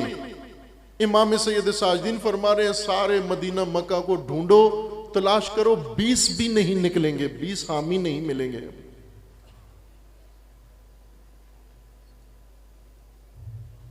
मदीना के अंदर हुकूमत मुखालिफ तहरीक शुरू हुई। तवज्जो करें, करबला के 1 साल बाद 61 हिजरी में करबला का वाकया हुआ। 62 या 63 हिजरी में अहले मदीना में चिमगोइयां शुरू हुई बनु उमैया के मुतालिक कि ये फासिद हुकूमत है, ये जालिम। चूंकि मदीना एक बहुत ही अलग सोसाइटी थी। मदीना में सहाबा, सहाबा की औलाद, सहाबा के शागिर्दान, ताबईन, तबा ताबईन, ये जो सिलसिले दिन में कैटेगरीज नकल की जाती हैं, ये थे बुजुर्ग मुकद्दस फुकहा, उलमा, इबादत गुजार। उनमें से ऐसे ऐसे इबादत गुजार थे कि जो सुबह शाम 24 घंटे मस्जिद नबवी में इबादत में खड़े रहते, क़याम करते, पांव सूज जाते उनके, सारा साल उस गर्मी की शिद्दत में रोजा रखते। इस तरह के जुहाद व उबाद मदीना के अंदर मुकीम थे। करबला में शामिल नहीं थे, करबला के हमरा नहीं थे। लेकिन जब अब्दुल्ला इब्न जुबैर ने तहरीक शुरू की, उसमें शामिल हो गए, उनकी बैत ले ली, उनकी कर ली। अहले मदीना ने जब तशवीश पैदा हुई, दमिश्क से एक पैगाम आया हाकिम मदीना को। ये तवज्जो से सुने, गौर से, ध्यान से सुने, हर चीज फजात होनी भी नहीं चाहिए और वक्त नहीं है मेरे पास, वैसे करने में कोई हर्ज नहीं है। कहा कि अहले मदीना के मुंतखब बरगुज़ीदगान, बड़ी शख्सियात, कबीलों के बड़े सरदार और मजहबी पेशवा शख्सियात, एक वफद बनाओ, भारी सतह का वफद बनाओ अहले मदीना का, और वो शख्सियात जो मदीना के अंदर नफूज है, असर है जिनका, और इन्हें भेजो दमिश्क, ताकि इनकी गलत फहमियाँ दूर हो जाएं, इनके जहन साफ हो जाएं, इनको जो हुकूमत के बारे में तशवीश है ये साफ हो जाए, और ये हमारी किसी मुखालिफ तहरीक का हिस्सा ना बने। इस मकसद के लिए बड़े एहतमाम के साथ कजावे भेजे गए, महमल भेजे गए, और 1000 नाजों के साथ ये वफद तश्कील पाया, और इनको बड़े एहतमाम के साथ हुकूमती प्रोटोकॉल के साथ दमिश्क पहुंचाया गया मदीना से। और दमिश्क में कई दिन क़याम किया इन्होंने, और उस क़याम में इनकी पजीराई हुई, इनकी ओ भगत हुई इंतहा दर्जे की। जो मामूल था, दमिश्क का दस्तरखान वैसे भी मारूफ था, लेकिन इनके लिए और ज्यादा खुसूसी था, चूंकि ये वो लोग थे जो ज़हनी तौर पर शायद बगावत की तरफ जा रहे थे, लिहाजा इन्हें अपना हमनवा बनाने के लिए, इन्हें अपना हम फिक्र बनाने के लिए और बनु उमैया की निस्बत इनके दिल नरम करने के लिए ये पॉलिसी इख्तियार की गई कि इनके लिए दस्तरखान सजाओ, खूब अवभगत की गई। अब उसमें आप जानते हैं क्या क्या इनको पेश किया गया। बाज तो बहुत खुश हुए, वाकई खुश हुए। जैसे होता है ना, मसलन किसी भी मुल्क के उलमा को बुलाओ, मुख्तलिफ मसालिक के उलमा को बुलाओ, वफद बुलाओ। ये हुआ है पाकिस्तान, अमेरिका ने कई दफा टिकट दिए, खुद अमेरिका ने VIP वीजों के साथ पाकिस्तान से भारी वफूद अमेरिका गए। किस लिए गए अमेरिका? ताकि अमेरिका के मुतालिक इन मजहबियों के और इन उलमा और मुख्तलिफ मसालिक के जो लोग हैं, अब आप पूछो अपने मसलक वाले, पूछो कि हमारे मसलक की नुमाइंदगी किसने की है। गए हैं, एक दफा नहीं कई दफा गए हैं। सऊदिया भी वही कर रहा है, ये कर रहे हैं, ये तो पॉलिसी है इनकी। इसी पॉलिसी के साथ ये वफूद लेकर गए, उन वफूद की भगत की और उनको फंड्स दिए और उनको बहुत कुछ कहा और इस तवक्को के साथ। लेकिन उनमें से बाज ऐसे थे जो अहले बैत के हामी तो नहीं थे, लेकिन दीन मजहब की रमक थी उनके अंदर, कोई हलाल का लुकमा उनके अंदर मौजूद था। उन्होंने देखा, उन्हें पसंद नहीं आया। उन्होंने देखा उनका रवैया, यजीद जिंदा था, ये उस जमाने की बात है जब यजीद खुद मौजूद था। उन्होंने यजीद का देखा, दिन रात देखे, उसकी गुफ्तगू सुनी, देखा कि ये तो बंदर नचाता है, ये तो कुत्ते नचाता है, ये तो मसाइल शरइया बंदरिया से पूछ के बताता है। यजीद तख्त लगाता था, उस तख्त के ऊपर बैठता, हुकूमती सरकारी दरबार, और लोग आते मसाइल पूछने के लिए। तो ये मसला, मसलन किसी ने अगर आकर पूछा कि यजीद को कहा कि हाकिम तू है, अब बता मसलन इस फलां बारे में क्या करें हम, तो वो बंदरिया उसके साथ बैठी होती थी तख्त के साथ, उस बंदरिया को पूछता था कि क्या करें। बंदर ज़ाहिर है कोई ना कोई तो करता है हरकत, बंदर जो हुआ, तो वो बंदर जो भी हरकत करता वो कहता कि ना करो, या कहता बंदर ने अगर सारे ला दिया तो कहता था कर लो, ना लाए तो कहता था नहीं करो। ये यजीद का तरीकाकार था हुकूमत का, बंदरिया से पूछता, शराब पीता, नाहमारमों के साथ आमेजिश करता।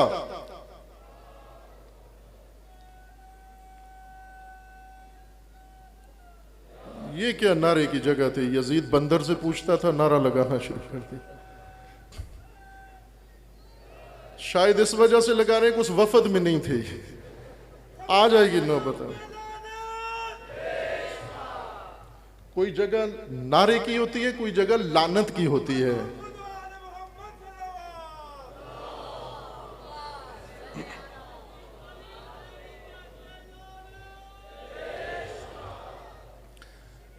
ये वफद जब मदीना का गया, वहां पर पहुंचा और जाकर इन्हें शराबो, इनकी भी बड़ी अवभगत की गई, लेकिन बाजों को बहुत बुरा लगा।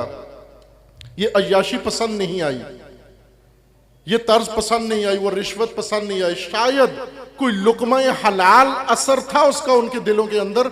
ये वापस आए, अहले मदीना में आकर बाकी लोगों को इकट्ठा किया, मस्जिद नबी में आकर, और उन्हें बताया, लोगों जो कुछ हम देखकर आए हैं, हम ताज्जुब कर रहे हैं कि अल्लाह का अजाब अभी तक क्यों नाजिल नहीं हुआ। जैसा हाकिम तुम पर मुसल्लत है, जैसी हुकूमत तुम्हारी है, हम ये ताज्जुब कर रहे हैं कि अभी तक अल्लाह का अजाब क्यों नाजिल नहीं हुआ। इस वफद की रिपोर्ट के बाद अहले मदीना बिगड़ गए, उन्होंने इनकार कर दिया, बनु उमैया की हुकूमत से बगावत कर दी और अब्दुल्ला इब्न जुबैर के हाथ पर बैत करके उसकी खिलाफत का इकरार कर लिया।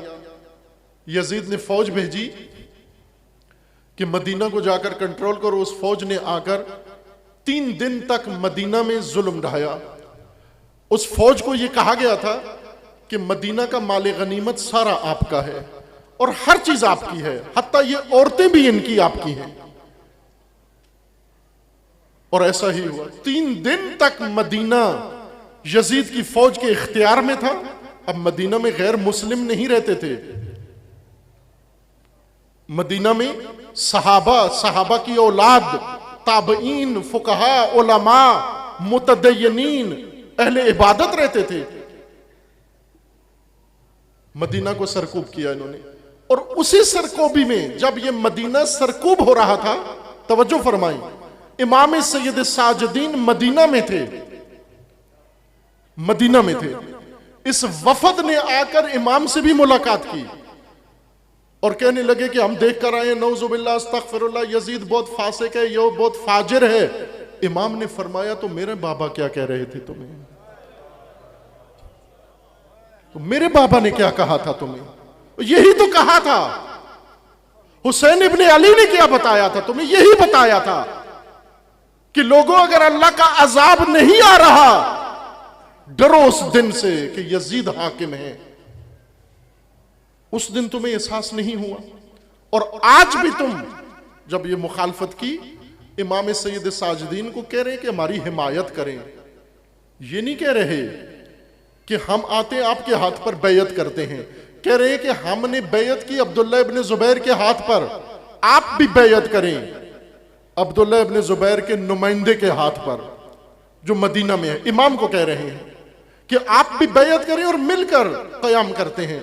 इमाम अलैहिस्सलाम ने फरमाया ठीक है, क़याम करो आप। इमाम उस क़याम में शामिल नहीं हुए, मदीना में थे लेकिन क़याम का हिस्सा नहीं बने। ये मुखालिफ तहरीकें बहुत सारी थी।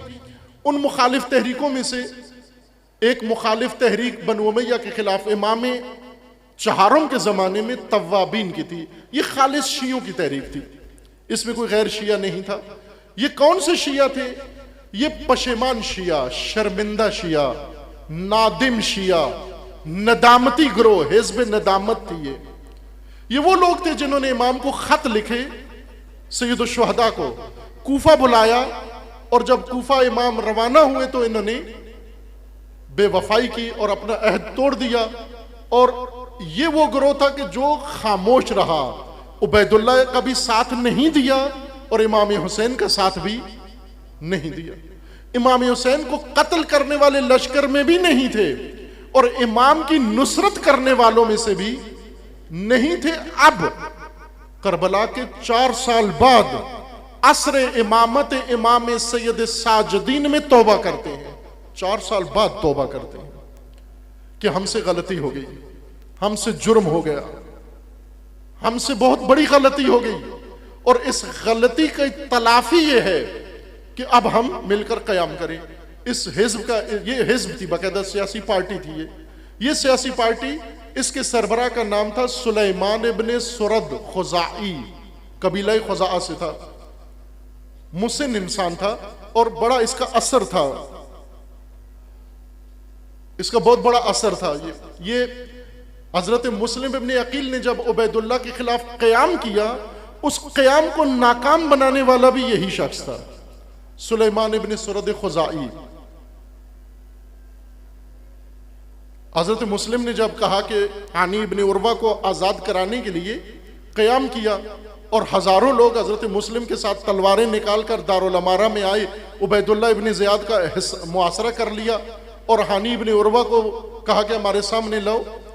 उस वक्त सुलेमान शियों के अंदर गया और कहा कि मुस्लिम तो मासूम नहीं है, इमाम नहीं है और आप गैर मासूम इमाम, गैर इमाम के कहने पर इकट्ठे हो गए हो। अगर तुम मर गए तो उस मौत का कौन जामिन होगा? इसने वहां फतवा दे दिया। इमाम हुसैन के नुमाइंदे, इमाम हुसैन के सफीर हजरत मुस्लिम इब्ने अकील के सामने आंखों में आंखें डालकर इस सुलेमान ने फतवा दे दिया कि यह क़याम जायज नहीं है, इसमें जो मरेगा शहीद नहीं होगा। अपना कबीला लेकर, चंद और कबीले लेकर ये वॉकआउट कर गया। पीछे जो रह गए उन्हें औरतें बहका के ले गई, बाकी जो बच गए हजरत मुस्लिम के साथ उन्हें उनकी बीवियां, उनकी माएं, उनकी बेटियां, उनकी रिश्तेदार, वो खवातीन आई उनको पकड़ के ले गई। चूंकि उबैदुल्लाह ने उन खवातीन को इकट्ठा करके धमकी दी, ऐसी धमकी दी कि औरतें एक ने अपने मर्द का हाथ पकड़ा और लेकर चली गई।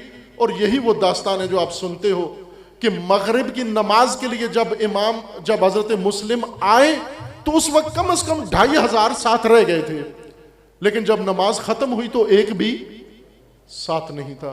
वो सब वो खवातीन लेके चली गई। आधी फौज सुलेमान ने काटी, ये फतवा देकर, ये शुबहा डालकर कि ये तो इमाम नहीं है हमारे, ये तो नुमाइंदे हैं, ये मासूम नहीं है हमारे, इस वजह से इनकी बात हुज्जत नहीं है हमारे लिए। इमाम हुसैन अलैहिस्सलाम आ जाएं, वो अगर कहते हैं क़याम करो तो हम क़याम करेंगे। और इस तरह से वो इसने रोल अदा किया। अब इसने लश्कर बनाया, करबला नहीं गया, खत लिखने वालों में से था, पेश था, दूसरों से लिखवाता था, और हिज़्ब बनाई, पार्टी बनाई, तंजीम बनाई, उसको लीड करता रहा। और फिर उसके बाद 4 साल बाद क़याम के, सैयद शुहदा के करबला के वाक़या के बाद 4 साल बाद इसने क़याम किया तव्वाबीन का, तौबा करके, और बनु उमय्या के लश्कर के खिलाफ निकले, लड़े, और 4000 लश्कर इसके, ये 12,000 थे। सुलेमान ने 12,000 शिया इकट्ठे किए, लेकिन जब निकलने लगे तो 6,000 मुख्तार ने आकर ऐन मौके पर, मजलिस बरकरार थी, 12,000 मैदान जंग में तैयारियां, वर्दियां पहन के और तलवारें लेके निकलने वाले थे। ऐन मौके पर मुख्तार आ गए, वहां उसी छौनी में जहां ये ट्रेनिंग ले रहे थे, वहीं पर आकर मुख्तार ने तकरीर की और कहा कि ये सुलेमान ये काबिल एतमाद आदमी नहीं है, ये सही आदमी नहीं है, इसने ये किया है।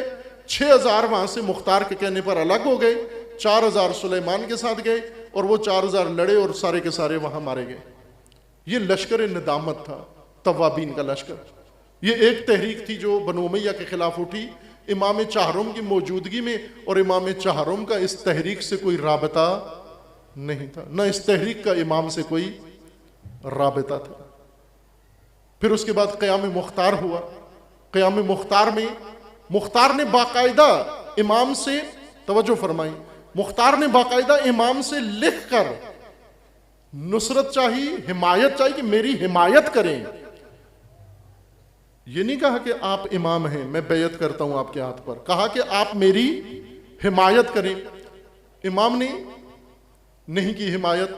इमाम के इनकार पर मोहम्मद इब्ने हनफिया के पास चले गए, और हम मोहम्मद इब्ने हनफिया ने कर दी इनकी हिमायत, और इन्होंने काफ़ी अरसे तक मोहम्मद इब्ने हनफिया की इमामत का जिक्र किया कि असल इमाम ये हैं, वो नहीं है, वो डर गए हैं, नौजुबिल्लाह। ये इनका प्रोपोगंडा था कूफियों का कि वो डर गए हैं, वो खौफजदा हो गए हैं, वो तो अब बात ही नहीं करते बनु उमय्या के खिलाफ। वो तो इस तरह की बहुत नारवा तोहमतें लगाई इन्होंने, बहुत नारवा तोहमतें लगाई। ये असर इमाम सैयद साजिदीन अजीज मन। इसके अलावा भी बहुत सारे और मुख्तलिफ शहरों के अंदर तहरीकें उठी। मुखालिफिन बनु उमय्या के जो अहले बैत के भी मुखालिफ थे, लेकिन जंग नहीं की, जुल्म नहीं किया, जैसे अब्दुल्ला इब्न जुबैर। शिया हैं कूफा के, जैसे तव्वाबीन हैं, इन्होंने भी क़याम किया, लेकिन इमाम सैयद साजिदीन से कोई ताल्लुक इनका नहीं है, न राबता किया, न पूछने की, क्योंकि सुलेमान खुद फ़क़ी था। वो फ़क़ी खुद अपने आप को बड़ा समझता था कि मैं बेहतर समझता हूँ, और वो लीड कर रहा था वो हिज़्ब उस तरह से। अजीज़ान तवज्जो फरमाएं, इस सारे अहद के अंदर, इस सारे माजरा के अंदर मैं और कुछ अर्ज करना चाह रहा था, मजीद वज़ाहत के आपको उस फ़ज़ा और उस ज़माने का ज़रा सही अंदाज़ा हो जाए, और फिर इमाम की हिकमत अमली की तरफ आते हैं। मैं उसको मुख्तसर कर रहा हूँ, वो कहीं और वज़ाहत कर दूंगा। इमाम ने इन तहरीकों का साथ नहीं दिया, इन किसी क़याम में शामिल नहीं हुए, किसी को कबूल नहीं किया, किसी की हिमायत नहीं की। बाज लिखते हैं वो खुद से अपनी तरफ से तोजी करते हैं, तारीख में किसी जगह भी साबित नहीं है, अपनी तरफ से तोजी करते हैं चंद जुमलों से। मसलन जब मुख्तार ने उबैदुल्ला इब्ने ज़ियाद का सर भेजा सैयद साजिदीन अलैहिस्सलाम के पास, उस वक्त सैयद साजिदीन अलैहिस्सलाम ने मुख्तार के लिए दुआ की। अब ये तारीख में लिखा हुआ है, ये दुआ की, इसमें कोई शक नहीं है। या और इस तरह के चंद वाक़यात हैं, जुमले हैं, वो हकीकत है, वो तारीख में मौजूद हैं। लेकिन अमली तौर पर ना ये तहरीकें इमामत से मरबूत हैं, और ना इमाम इन तहरीकों से कोई इर्तबात है। अगर चाहते भी हैं तो नुसरत और हिमायत चाहते हैं, इमामत को अपना महवर नहीं बनाते, इमामत के गिर्द नहीं आते, इमामत को अपना मंशूर नहीं समझते, इमाम को अपना रहबर व कायद नहीं मानते, इमाम से इस्तिफादा करते हैं। करबला के बाद जो हालात पैदा हुए और हुकूमत जिस मुश्किल में गिरफ्तार हुई, उस मौके से फायदा उठा रहे हैं, लेकिन इमामत के गिर्द नहीं आ रहे कि इमामत के महवर में आकर हम कोई काम करें। इमाम से फायदा उठाने की कोशिश जरूर करते हैं। ऐसे में इमाम अलैहिस्सलाम ने दो काम, बहुत सारे काम किए, दो काम जो मशहूर हैं जिनका मैंने जिक्र किया, एक दुआ और एक बुका। इमाम ने बुका फरमाई। मैं दुआ का फिर किसी और मजलिस में अर्ज करूंगा, बुका का सुन ले राज और फलसफा। बुका सैयद साजिदीन अलैहिस्सलातु वस्सलाम की हिकमत अमली का नाम है।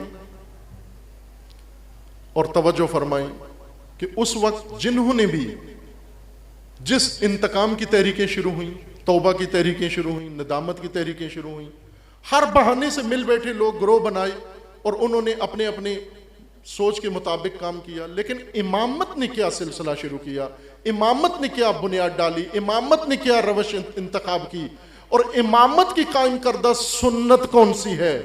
इमाम की कायम करदा सुन्नत यही आजादारी है। इमाम सज्जाद ने आजादारी के अलावा कोई और सियासी इकदाम नहीं किया। सबसे बड़ा सियासी इकदाम इन तमाम मकासद के लिए, दिफाए दीन के लिए, तहफ़्फ़ुज़ दीन के लिए, तशय्यो की हिफाजत के लिए, मीरास नबूवत को बचाने के लिए इमाम अलैहिस्सलाम ने जो हिकमत अमली इख्तियार फरमाई वो थी बुका, आजादारी। इसका नाम रखें आजादारी, गिरिया। इमाम ने हर जगह, यूं के घर में बैठ के रोते थे, ये इश्तबा है। इमाम घर में बैठ के नहीं रोते थे, इमाम बाहर निकलते, तशरीफ ले जाते, जहां भी जाते, कोई मुनासबत पेश आ जाती, साल भर इमाम ने सिर्फ मुहर्रम में आजादारी नहीं की, साल भर अजा की, साल भर बुका की, साल भर आजादारी की, हर बहाने से आजादारी की, हर नुक्ते पर आजादारी की। कोई भी मुनासबत सामने आई, इमाम ने आजादारी की। आजादारी क्या थी अजीज मन? रूह आजादारी जो इमाम सैयद साजिदीन ने, बाज़ औक़ात बाज़ मोमिनीन को देखते हैं, उन्होंने कुछ अपनी रसूमात अंजाम दी होती हैं, अलामतें लगाई होती हैं, कहते हैं ये सुन्नत हजरत सैयद साजिदीन है। मैं हमेशा उनसे कहता हूं कि वाकईन अगर सुन्नत सैयद साजिदीन आप अपनाओ, इस जमाने में उतना जुल्म नहीं है जितना सैयद साजिदीन के जमाने में था। और आज तन्हा नहीं हो आप, करोड़ों की तादाद में हो। आज करोड़ों की तादाद में होने के बाद भी एहसास खतर कर रहे हो। अगर वाकईन सुन्नत सैयद साजिदीन अपना लो आप, तो न दीन को खतरा है, न तशय्यो को खतरा है, न ममलिकत को खतरा है, न शिया को खतरा है। इमाम ने आजादारी की सुन्नत कायम की। बुका को तशरीफ ले जाते बाहर, कोई भी मंजर देखते, कोई भी काम हो रहा है, इमाम फौरन उस माहौल को आजादारी में बदल देते। इमाम की आजादारी सयार थी, सयाल थी। ऐसे नहीं था मजमा लगा के एक जगह बुला के लोगों को अजा करते, ना, बल्कि जहां लोग होते वहां जाके अजा करते। जहां कोई खड़ा है वहीं जाकर अजा करते। कोई भी कुछ भी कोई काम कर रहा हो, इमाम वहीं पे अजा करते। अजीज मन, इमाम ने लोगों को करबला को भूलने नहीं दिया। जहां पर हुकूमत भुलाना चाह रही थी, आशूरा से दूर करना चाह रही थी, अहले बैत से दूर करना चाह रही थी, रसूलुल्लाह के नाम व अजान को महव करना चाह रही थी, सैयद साजिदीन मदीने का हर गोशा, मदीने की हर गली को अजाखाना बना दिया।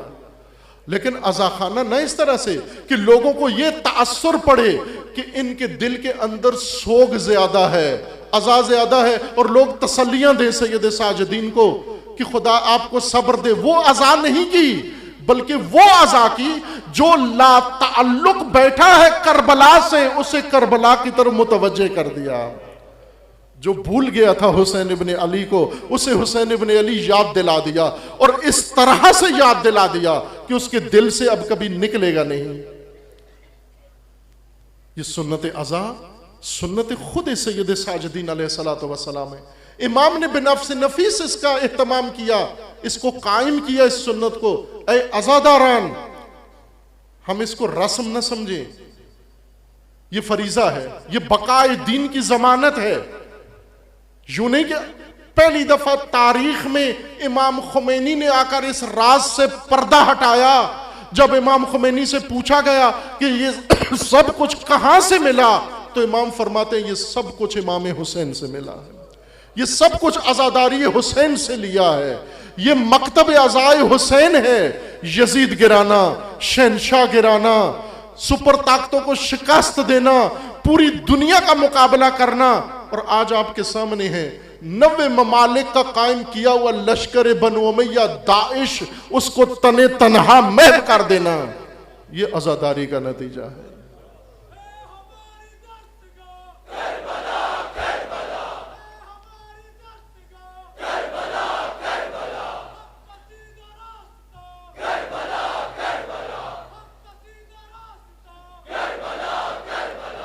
उस वक्त कम है माजरत के साथ, उस वक्त अहजाब ने एक हिकमत अमली अपनाई, इंतकामी तहरीकें चलाई और मजबूत चलाई, नदामत की तहरीकें चलाई, खिलाफत की तहरीकें चलाई, हुकूमत मुखालिफ तहरीकें चलाई, सियासी अमल किया, लेकिन वो अमल चंद दिन और चंद माह तक ही कायम रह सका। अगर इमामत को छोड़कर कोई भी काम करोगे वो चंद दिन ही रहेगा, उसके बाद उसका कोई नाम लेने वाला नहीं होगा।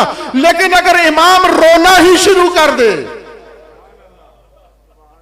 इमाम सिर्फ बुका कर दे, इमाम सिर्फ गिरिया कर दे, अगर इमामत के महवर में गिरिया ही हो जाए, ये गिरिया बका का जामिन बन जाता है, ये रोना ही बका का जामिन बन जाता है। अजीज मन, सैयद साजिदीन जिस तरह रोए उसी तरह रो। आज हमें कोशिश कर रहे हैं महदूद करने के लिए कि अज़ा खानों के अंदर चले जाओ ना, सैयद साजिदीन ने अज़ा खाना नहीं बनाया। सैयद साजिदीन की अज़ा गलियों में थी, सड़कों पे थी, चौराहों पर थी, बल्कि जहां कोई मजमा किसी और वजह से होता वहीं पर इमाम जाकर जाकिर हुसैन बन जाते, जाकिर हुसैन बन जाते, जिक्र हुसैन शुरू फरमा देते। अजीजान, आज तवज्जो फरमाएं कि अज़ादारी ने मोमिनीन को, तशय्यो को क्या मकाम अता किया है और सियासत ने क्या मकाम अता किया है।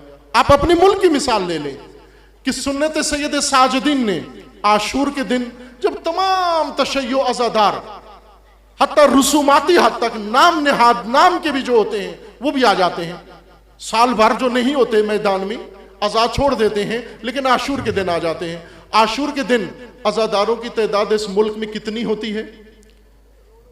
करोड़ों में, करोड़ों की तादाद में होते हैं। ऐसे लगता है कि इस शहर में सिर्फ शिया है, कोई और। ये तासुर मिलता है या नहीं मिलता? मिलता है ना ये तासुर कि अगर आप किसी भी शहर में चले, मसलन सियालकोट में आशूर के दिन, ये तासुर मिलता है कि इस शहर में तो सिर्फ शिया ही रहते हैं, गालिबन कोई और रहता ही। इतनी तादाद, इतनी जमीयत, अज़ादारी के नाम पर तशय्यो, इतनी जमीयत नजर आता है। लेकिन अगर हम इमामत का अमल और अज़ादारी ने जिस मकाम तक हमें पहुंचाया है, उस मकाम को छोड़कर हम आए तशय्यो की खातिर, शिया की खातिर, इस्लाम की खातिर, आकर हिजबी सियासत करें। हिजबी सियासत ने हमें कितना बना दिया। जब इलेक्शन होते हैं, संदूक खुलते हैं, तो कितने वोट निकलते हैं, कितने नजर आते हैं कि उस दिन शिया कितने हैं सियालकोट में, संदूकों से कितने शिया निकलते हैं? दसियों। ऐसे लगता है इस शहर में कोई शिया है ही नहीं है। ये फर्क पड़ जाता है हिजबी सियासत और इमामत की सियासत में। अगर इमामत की सियासत अपनाओ, तुम सब पर भारी हो, और अगर इमामत की सियासत को छोड़कर अपनी मनगढ़ंत सियासत इख्तियार कर ली, तुम इतनी जमीयत होते हुए भी सिमट कर चंद एक हो जाओगे और उसका कोई असर बाकी नहीं रहेगा। इमामत को छोड़कर अब्दुल्ला इब्न जुबैर ने तहरीक चलाई, कितनी अरसा चली। इमामत को छोड़कर तव्वाबीन ने क़याम किया, कितनी अरसा क़याम किया। इमामत को छोड़कर मुख्तार मैदान में आए, कितनी अरसा कायम रह सके। लेकिन ज़ैनुल आबदीन तने तनहा मक्का और मदीना में 20 भी नहीं साथ दिया। न सिर्फ 20 ने साथ नहीं दिया, बल्कि 34 साल में किसी ने साथ नहीं दिया। तने तनहा ऐसा इकदाम किया कि अब बनु उमैया क्या, सारी दुनिया मिलकर भी अगर नाम हुसैन मिटाना चाहे नहीं मिटा सकते। ये काम किया ज़ैनुल आबदीन अलैहिस्सलाम ने। अब जरा मैं कैफियत अर्ज करता हूं सैयद साजिदीन की आजादारी की, और वही आजादारी जिंदा करो, उसी आजादारी में हमारी बका है। इमाम खुमैनी फरमाते हैं उसी आजादारी में हमारी बका है, उसी आजादारी में इस्लाम की बका है, उसी आजादारी में कुरान की बका है, उसी आजादारी में दीन की बका है। ये इमाम तन्हा का अमल था। मैं दुआ को कहीं और अर्ज करूंगा, लेकिन सिर्फ अभी अज़ा अर्ज कर रहा हूं कि अज़ा क्या थी इमाम की।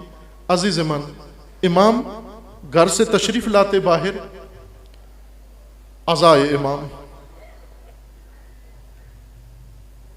घर से बाहर तशरीफ लाते, जो शख्स आगे नजर आता, किसी गली के अंदर, किसी मजमे के अंदर, किसी बाजार के अंदर, अजनबी शख्स है, अगर किसी को मदद के लिए पुकार रहा होता, इमाम जाकर पूछते, ए मदद मांगने वाले तू कौन है? कहने लगा मैं गरीबुल वतन हूं, मैं गरीबुल वतन हूं। अज़ाए सैयद साजिदीन के लिए पेशावर की जरूरत नहीं है, अज़ाए सैयद साजिदीन के लिए दर्द सैयद साजिदीन चाहिए। अजीज मन, अज़ाए सैयद साजिदीन के लिए कुछ भी नहीं चाहिए, सिर्फ एक दिल चाहिए, सैयद साजिदीन की तरह का दिल चाहिए। ये शख्स आया है, अपने दर्दों को रो रहा है, अपने दर्दों को रो रहा है। इमाम ने पूछा कौन हो, क्यों रो रहे हो? कहने लगा गरीबुल वतन हूं। तवज्जो फरमाएं, ये अज़ा गरीबुल वतन का इस्तगासा किस तरह अज़ा में बदल दिया। कहा गरीबुल वतन मुझे ये बता तू किस शहर में है? कहने लगा मदीना तो रसूल में हूं। इमाम ने फरमाया अगर तू इस रसूलुल्लाह के शहर में मर जाए तो मुझे ये बता तुझे कोई कफन देगा या नहीं देगा, तुझे कोई दफन करेगा या नहीं करेगा, तेरा कोई जनाजा पढ़ेगा या नहीं पढ़ेगा। तो कहने लगा मौला ये क्या फरमा रहे हैं, मैं रसूलुल्लाह के शहर में हूँ, यहाँ मुस्लिमीन रहते हैं, यहाँ मोमिनीन रहते हैं, यहाँ शरीयत जानने वाले रहते हैं, मैं मुसलमान कलमा गो हूँ और शरीयत का हुक्म है कि जब कोई कलमा गो मर जाए तो ये ना देखो कौन है, अगर बेगोरो कफन है तो उसको कफन दो, उसको दफन करो। तो फिर उसके बाद उसी गरीबुल वतन को कहा कि फिर मदीना की तरफ रुख न कर, अपना मुंह करबला की तरफ कर ले। मैं बताता हूं गरीबुल वतन कौन होता है। गरीबुल वतन कौन है? फरमाया वो प्यासा हुसैन है, जिसे कत्ल किया, जिसकी लाश को पायमाल किया, जिस पर सितम ढाया, जिसके पर्दे लूटे, जिसके खेमे जलाए, अपने लाशों को दफना दिया, लेकिन लख्त जिगर रसूल को छोड़ दिया। तू गरीबुल वतन नहीं है, ये गरीबुल वतन है। इमाम अजीज मन, इमाम को अज़ा करने के लिए किसी एहतमाम की जरूरत नहीं है। इमाम घर से बाहर तशरीफ लाते हैं, बाजार में आते हैं, कस्साब के पास आते हैं, कस्साब जानवर को ज़बह करने के लिए तैयार कर रहा है। इमाम ने पूछा ए कस्साब तुझे पता है अदब शरीयत क्या है? कहने लगा हाँ मौला पता है मुझे। फरमाया तुझे पता है ना कि ज़बह से पहले जानवर को पानी पिला लेना चाहिए?